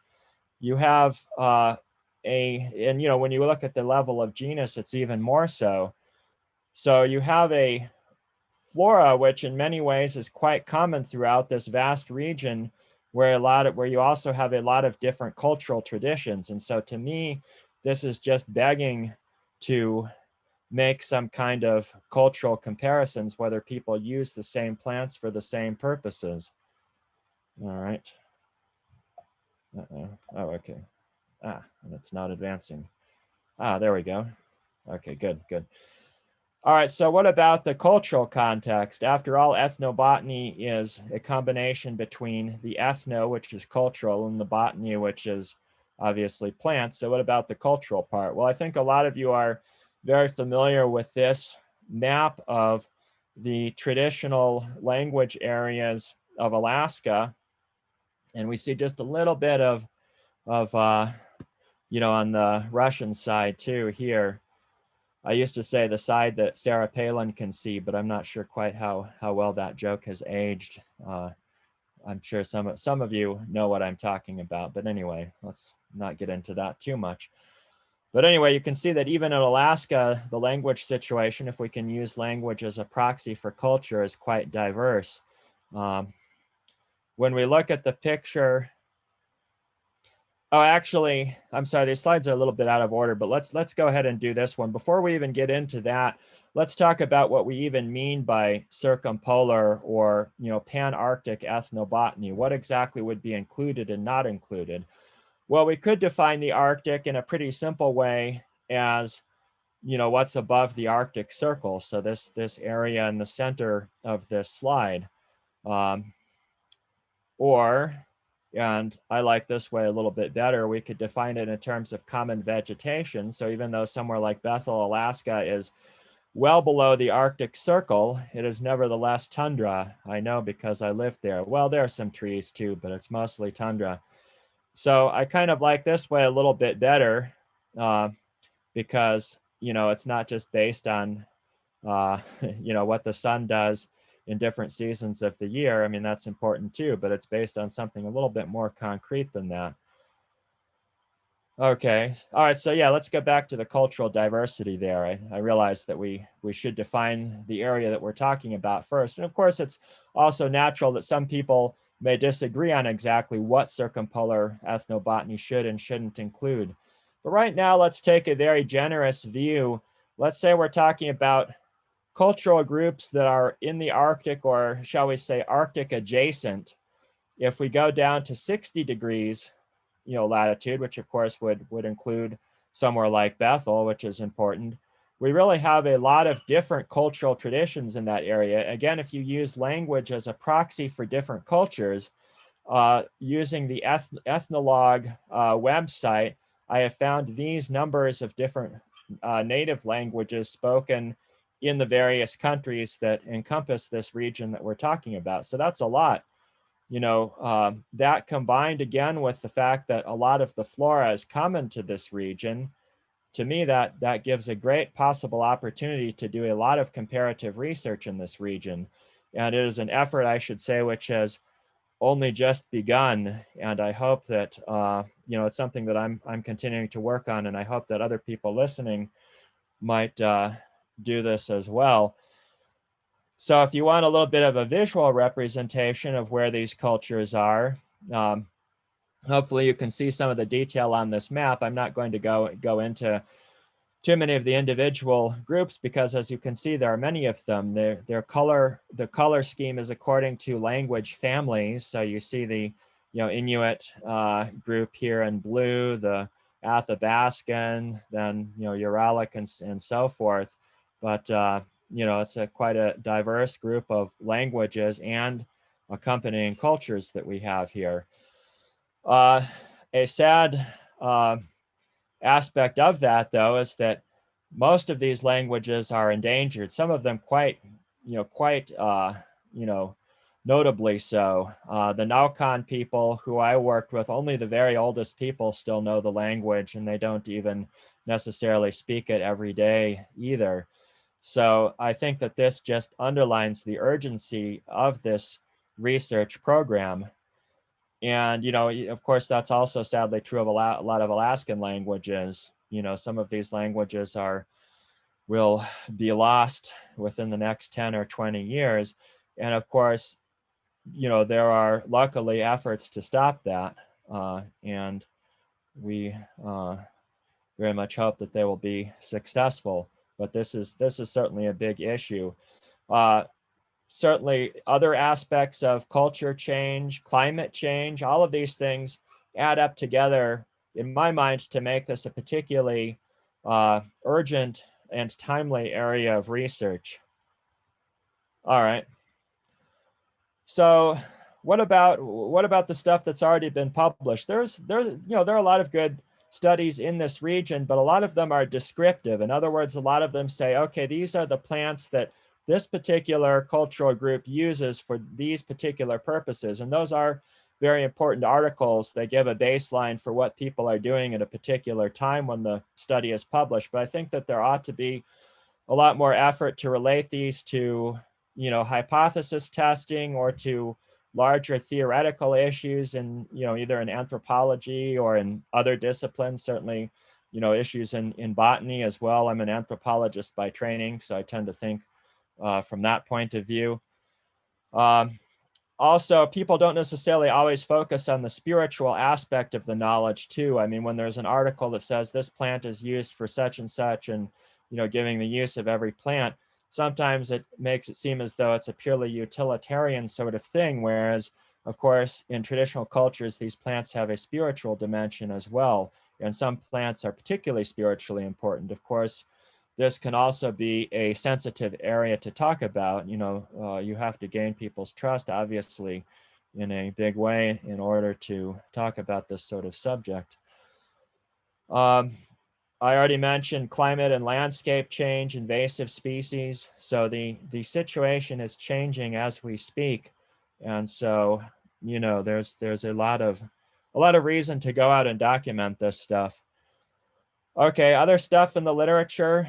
All right, I'm just going to say this in case you're wondering what the pumpkin is. This was, we found this in the, or noticed this in the house of some folks we were working with in the village of Incheon, which is, you know, close to the end of Russia. And we said, oh, where did you get that? Because, you know, we knew that they didn't celebrate Halloween, and they said, oh, it probably washed ashore from Alaska, and so they're using it as a pot. So you can see a mix of different botanical symbolism there. So although it's technically ethnomycology, I think that it is very important to mention Sveta Yamin-Pasternak and her groundbreaking work on comparative work on either side of the Bering Strait with attitude towards and use of mushrooms. This inspired, in turn, myself and some other Russian collaborators to do a comparative project on either side of the Bering Strait with plants, working specifically with the Central Alaskan Yupik, Naukan, and Chukchi cultures. There's also some sort of literature review type work. Anne Garibaldi did an important text sort of bringing together all of everything that had been published up till that time. Of course, you know, it's 20 plus years old now, on medicinal uses of plants by various native people in Alaska. So if you're doing a report for one of your classes, for instance, comparative uses of, you know, Vaccinium vitis idea or whatever your favorite plant is, this is definitely a source to consult. It's available free on the web. There's the link in case you don't have time to write it down. Just Google medicinal flora Garibaldi and you're sure to find it. And here's one quote that I found really interesting in that book. She put this in the introduction.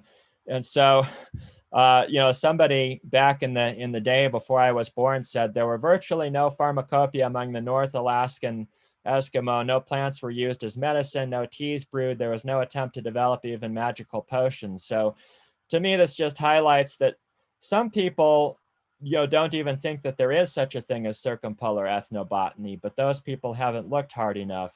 Plants are actually, you know, a distinctly important part of the lives of at least the people who I have had the, you know, privilege to work with. And so as a counterexample of the quote, here's a medicinal tea made from Labrador tea, Rhododendron tomentosum, and other plants.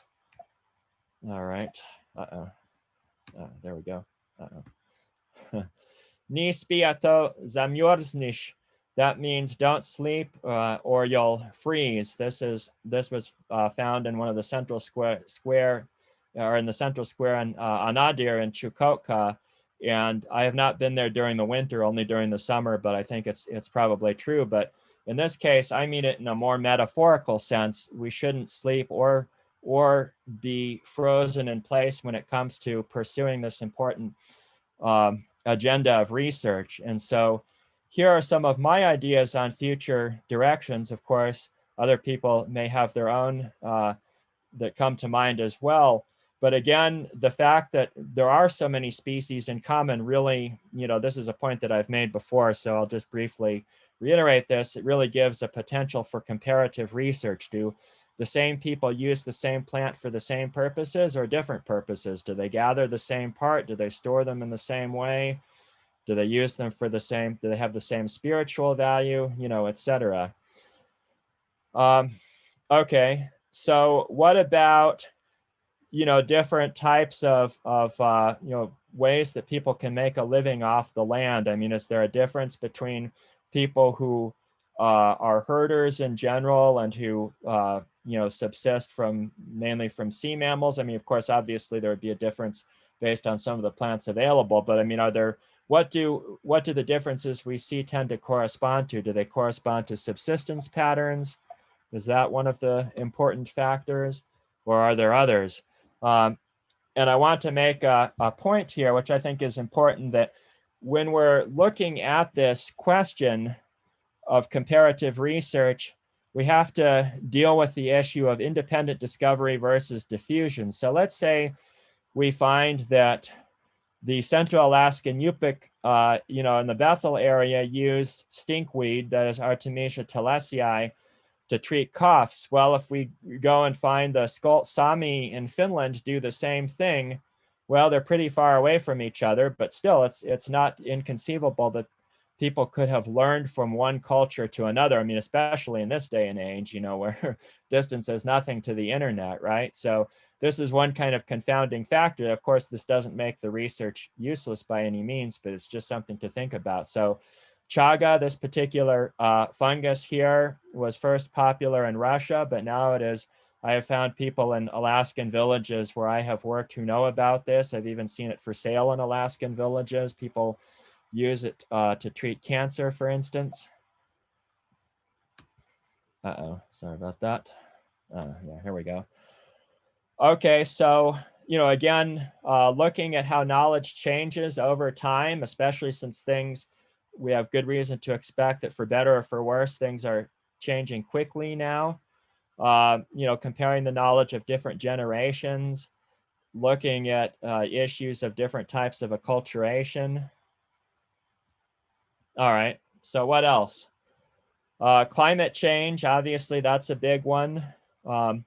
What new plants are people noticing that come into their villages? I mean, people don't just care about plants that they use. I mean, of course, they especially care about those. But when I was working in Alaskan villages and Russian ones, people were very much aware of plants that they hadn't seen before that are suddenly here now. And they sometimes look to me to explain it, although I couldn't necessarily always do that, or plants that didn't used to fruit very much, but now they fruit when things are getting warmer. That kind of question, I think, is important as well.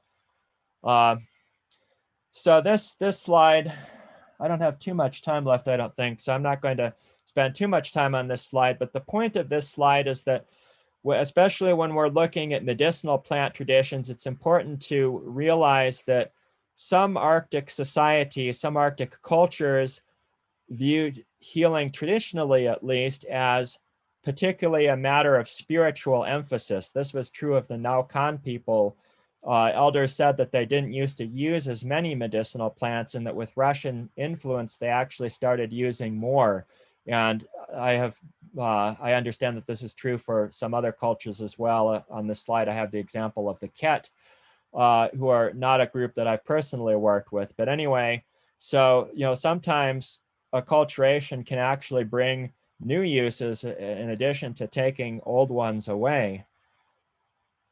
All right, well, anyway, I want to thank everyone. I mean, of course, obviously, especially Mary Pete. She was always supportive when I was in Bethel of, asking these kinds of questions, doing this kind of research. And of course, my other colleagues in the EBOT program, Rose Meyer and Lisa, students, the National Science Foundation for funding, and, of course, and I count Mary actually among these, elders from all of the places where I've worked. I mean, they're really the ones who make this possible.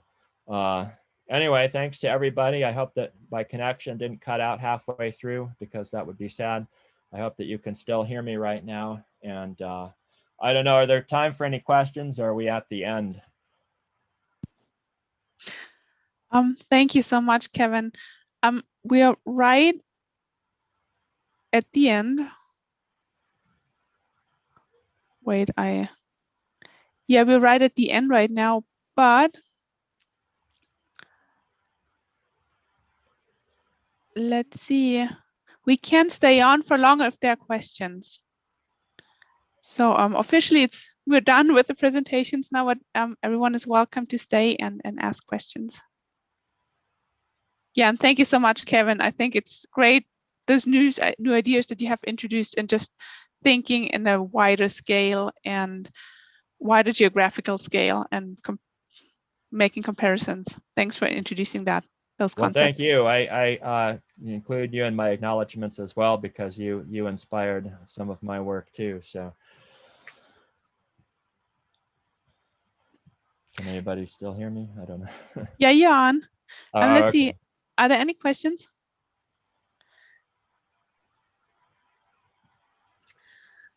Kevin, thank you so much.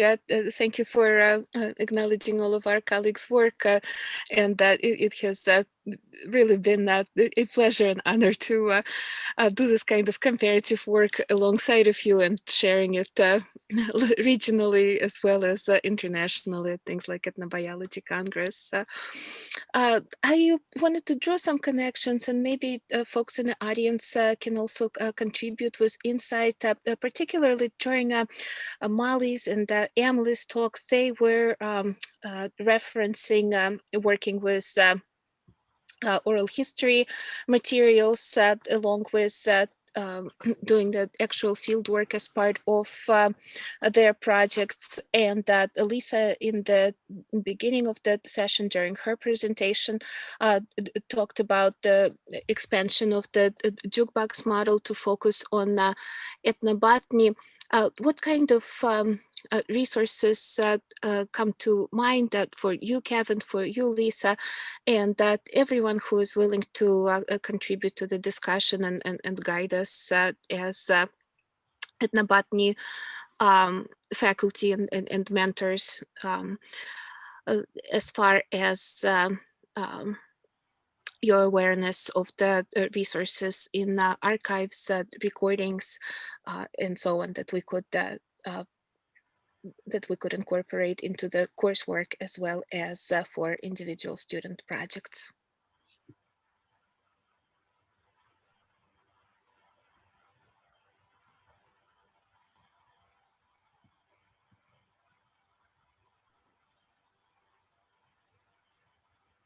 So Sveta can share what we have right now. So there is about what the eBOT 100 students worked with. I think it's 20, something between 20 and 30 recordings.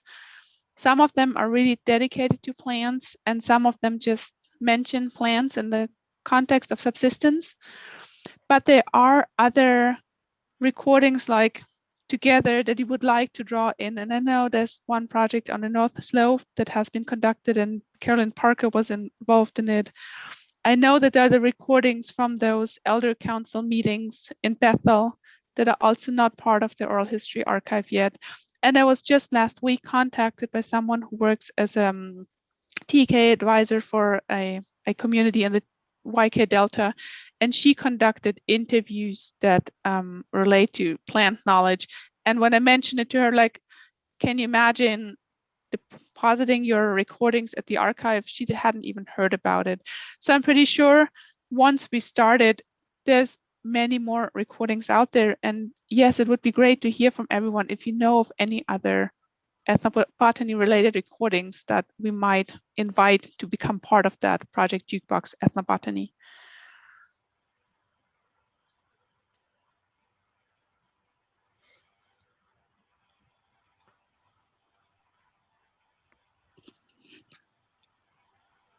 So I, in turn, also I would like to encourage everyone who works with students as well as students in the audience to always pay attention to the deadlines and the project announcements for fall, winter, and summer through the undergraduate research and scholarly activity program.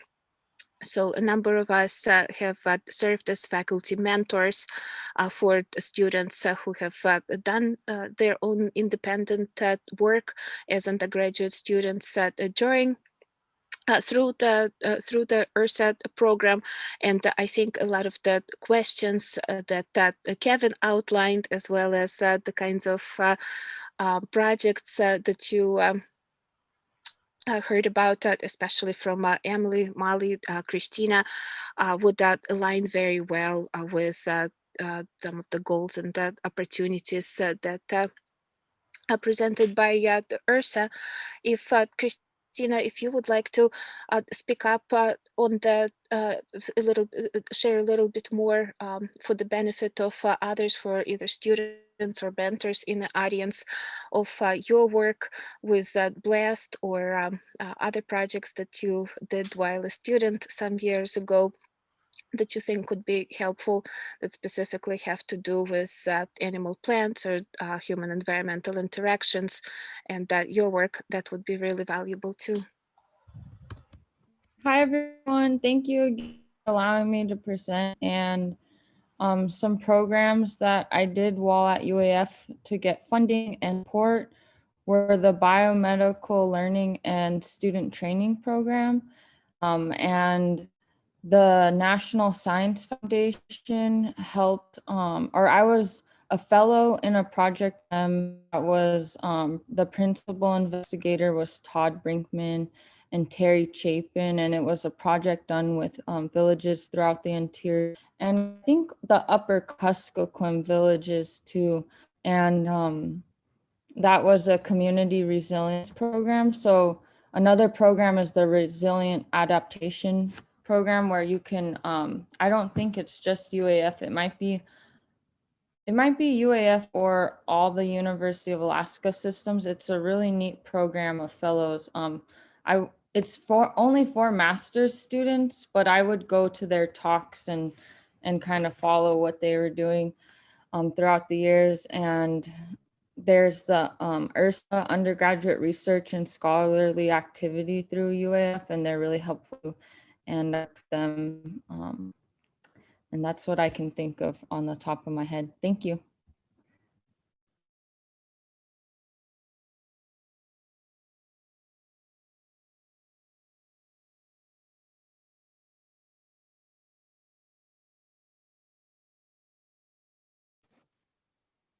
Yeah, thank you, Sveta and Christina, for bringing up these funding opportunities. URSA is only for undergraduate students and nothing below. So certificate students and OE students do not qualify yet. But that doesn't mean that there are other funding opportunities out there. And it doesn't mean that EBOT students shouldn't rise up with their EBOT projects. So yeah, thanks for the reminder.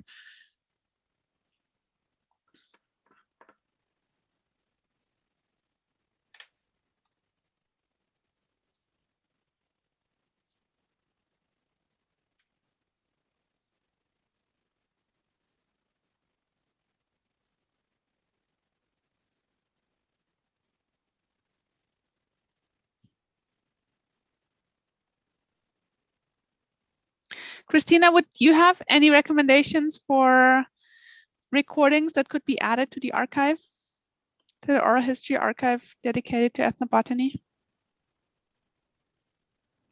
You know, it's just interview recordings, or are you guys also archiving written? That archive is for oral history recordings, but they can also link to other information. Okay, because I know that a part of my archival work has been more about, I haven't really done archives or to recordings about plants specifically. That's something I'm interested in, though, and inspired to do with this conversation. But I've always did the Alaska Native Language Archive and the Project Jukebox when I'm looking for interviews of people in a specific region I'm in my looking in records of my family village specifically. But other things I've documented are cookbooks and little booklets in my region that were done about plants as like food and medicine. And so I mean, that's all I can suggest at the moment, is just having maybe even a call out for people who are already looking into their own culture and region, or have family written up material or theirs to add to your guys's project. Thank you. I'm also, I want to take the opportunity to envision life post-COVID and think about connecting our classwork and field research opportunities with other kinds of community-based teaching events, such as culture camps and the summer events at the Howard Blue Camp that you and others have attended, and see whether you envision how this kind of curriculum and the kind of resources that exist through the to facilitate learning outside the classroom could that further the goals of both those kinds of camps with and the curriculum that you've heard outlined here during earlier presentations. Sorry, you want my suggestion on how to further community-based learning opportunities? From your experience of the kinds of learning that you have the kinds of learning that you have been exposed to in participating in a culture camp, especially as a multi-generational kind of participant that pair with your little brother. What do you think some of the pathways that could be towards collaborations as a way also to further Mary Pete's legacy with ethnobotany? Well, seeming that the Ethnobotany program is based in KUC campus, I think the goal for the unit level is like expanding that to, you know, Utgavik, the UAF, the A, and helping build that resource base, like for advocating for funds, expand the program. And I think that, you know, with our current climate change and a lot of youth and technology wanting to share this kind of information, I think that what I've seen is that whenever there is community-based learning, people are pulling together to share their resources, whether that's snacks or grant money or different things. People have to work from different agencies like the tribe, the native, regional, and village corporations will offer money. So I think that if you're a non-native person, like academically, and you're trying to look to learn more about our native Alaskan cultures and support those, I would look into the regional associations like TAN conference, culture programs. It would, you know, look at these different things that are bringing together agencies, see what they're doing, and then how could you lend some type of monetary or technical skill support.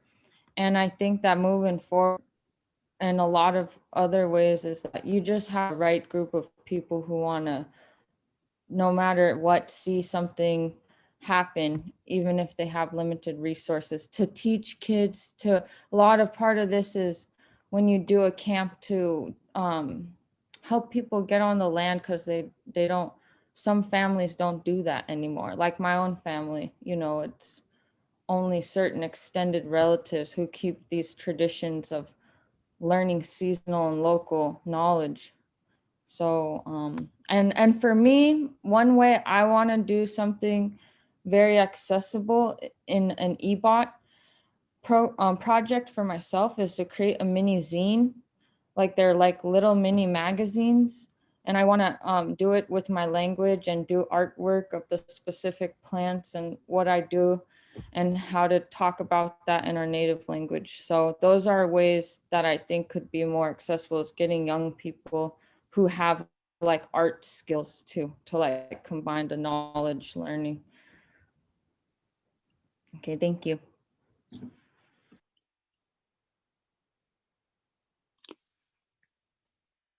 Lisa, Kevin, did you want to follow up on any of this maybe? Yeah, thank you, Christina, for your inspiring comments. I think we are already moving that route, and it's really a good confirmation of what we're already doing to hear that from you. Thank you. And if ever you create your magazine, please share it with us. I'm already curious to see it.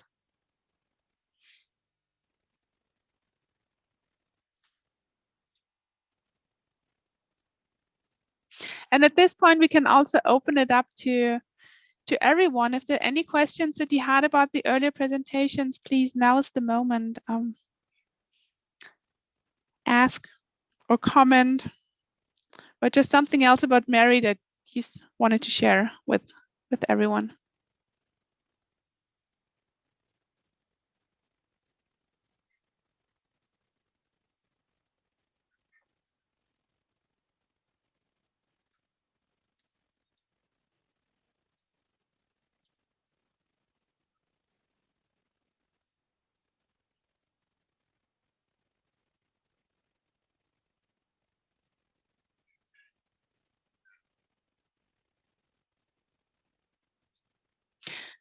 Yeah, thank you, everyone. Oh, Sveta, you're muted.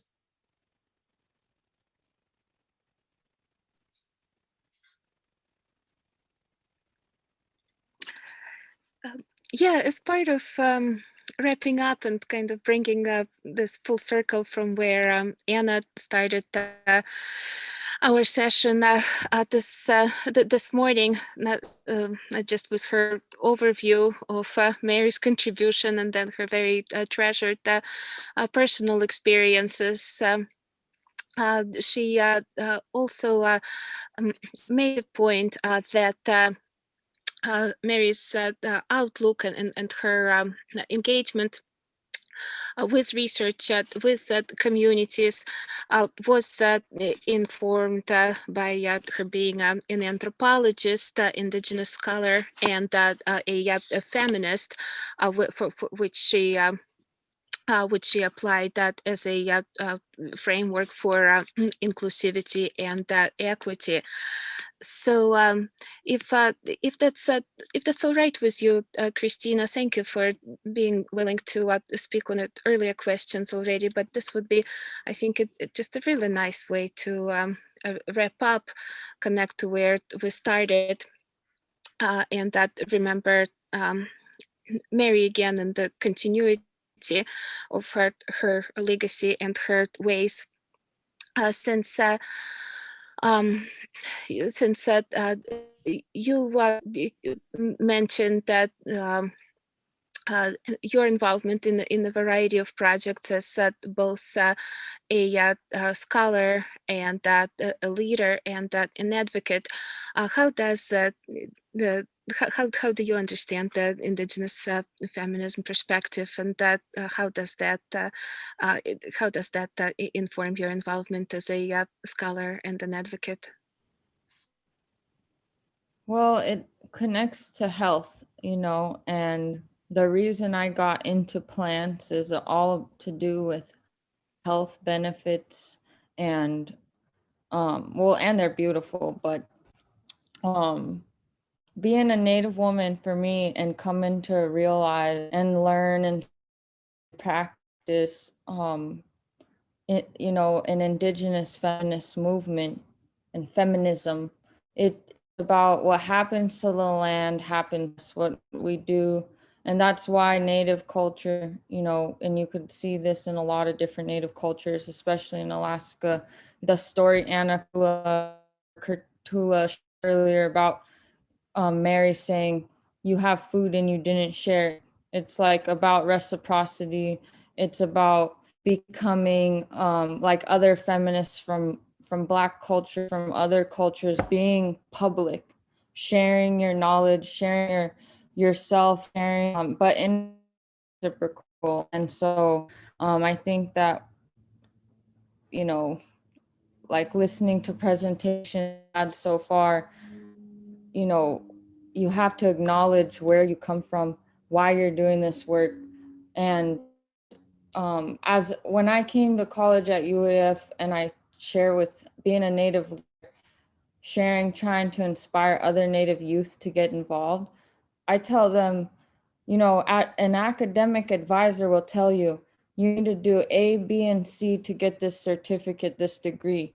You need this many credits. It's very precise and mathematical and it costs a lot of money. But I said, they're not going to tell you that you have all these other things in place, because I tell them as a Native person, you need to learn how to host a dinner, how to your family die and because there are 5 denominations throughout Alaska with colonization. Our burial and our funeral practices have all been affected by the way our traditional culture is and the way colonization has affected it. And I have seen this throughout many Alaska Native cultures. Death in that is taken there's a lot of protocols. Your degree program is not going to tell you you need to know what to do when someone is, but you know what? Being a Native person, you need to learn a lot of different stuff in order to be a community leader, just degrees and research. And well, I guess my point of the feminism and the research is that we really do have a lot we're putting on the table. Everything is connected. You know, drugs and alcohol, I heard was mentioned. Drugs and alcohol, colonization, geez, just all these different things that we're so taught to see as not connected, but it really is. And so, you know, I think if we had more medicinal plants knowledge as Alaskan residents taught about how indigenous people use them and how much of our land needs to be localized, the ASD, all these big school districts, you know, then all the way to the professional levels of mainstream society, our government, all of it needs to acknowledge local indigenous people. That's another part of indigenous feminism, right, is exploring sovereignty, exploring government to government relations. So it's all interconnected.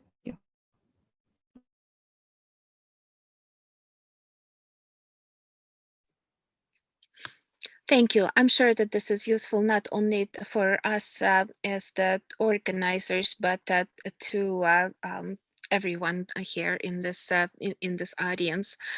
And what an audience we've had today. Thanks very much to everyone for joining. This was a very, very, very full Zoom room, and it was a rite of passage for Igor and I to be able to share our involvement and contribution of ethnomycology to the part of Mary's legacy that we gathered to honor today. And that I want to thank Lisa and Rose, my session co-organizer, and turn over to Lisa for some closing remarks. Christina, thank you very much.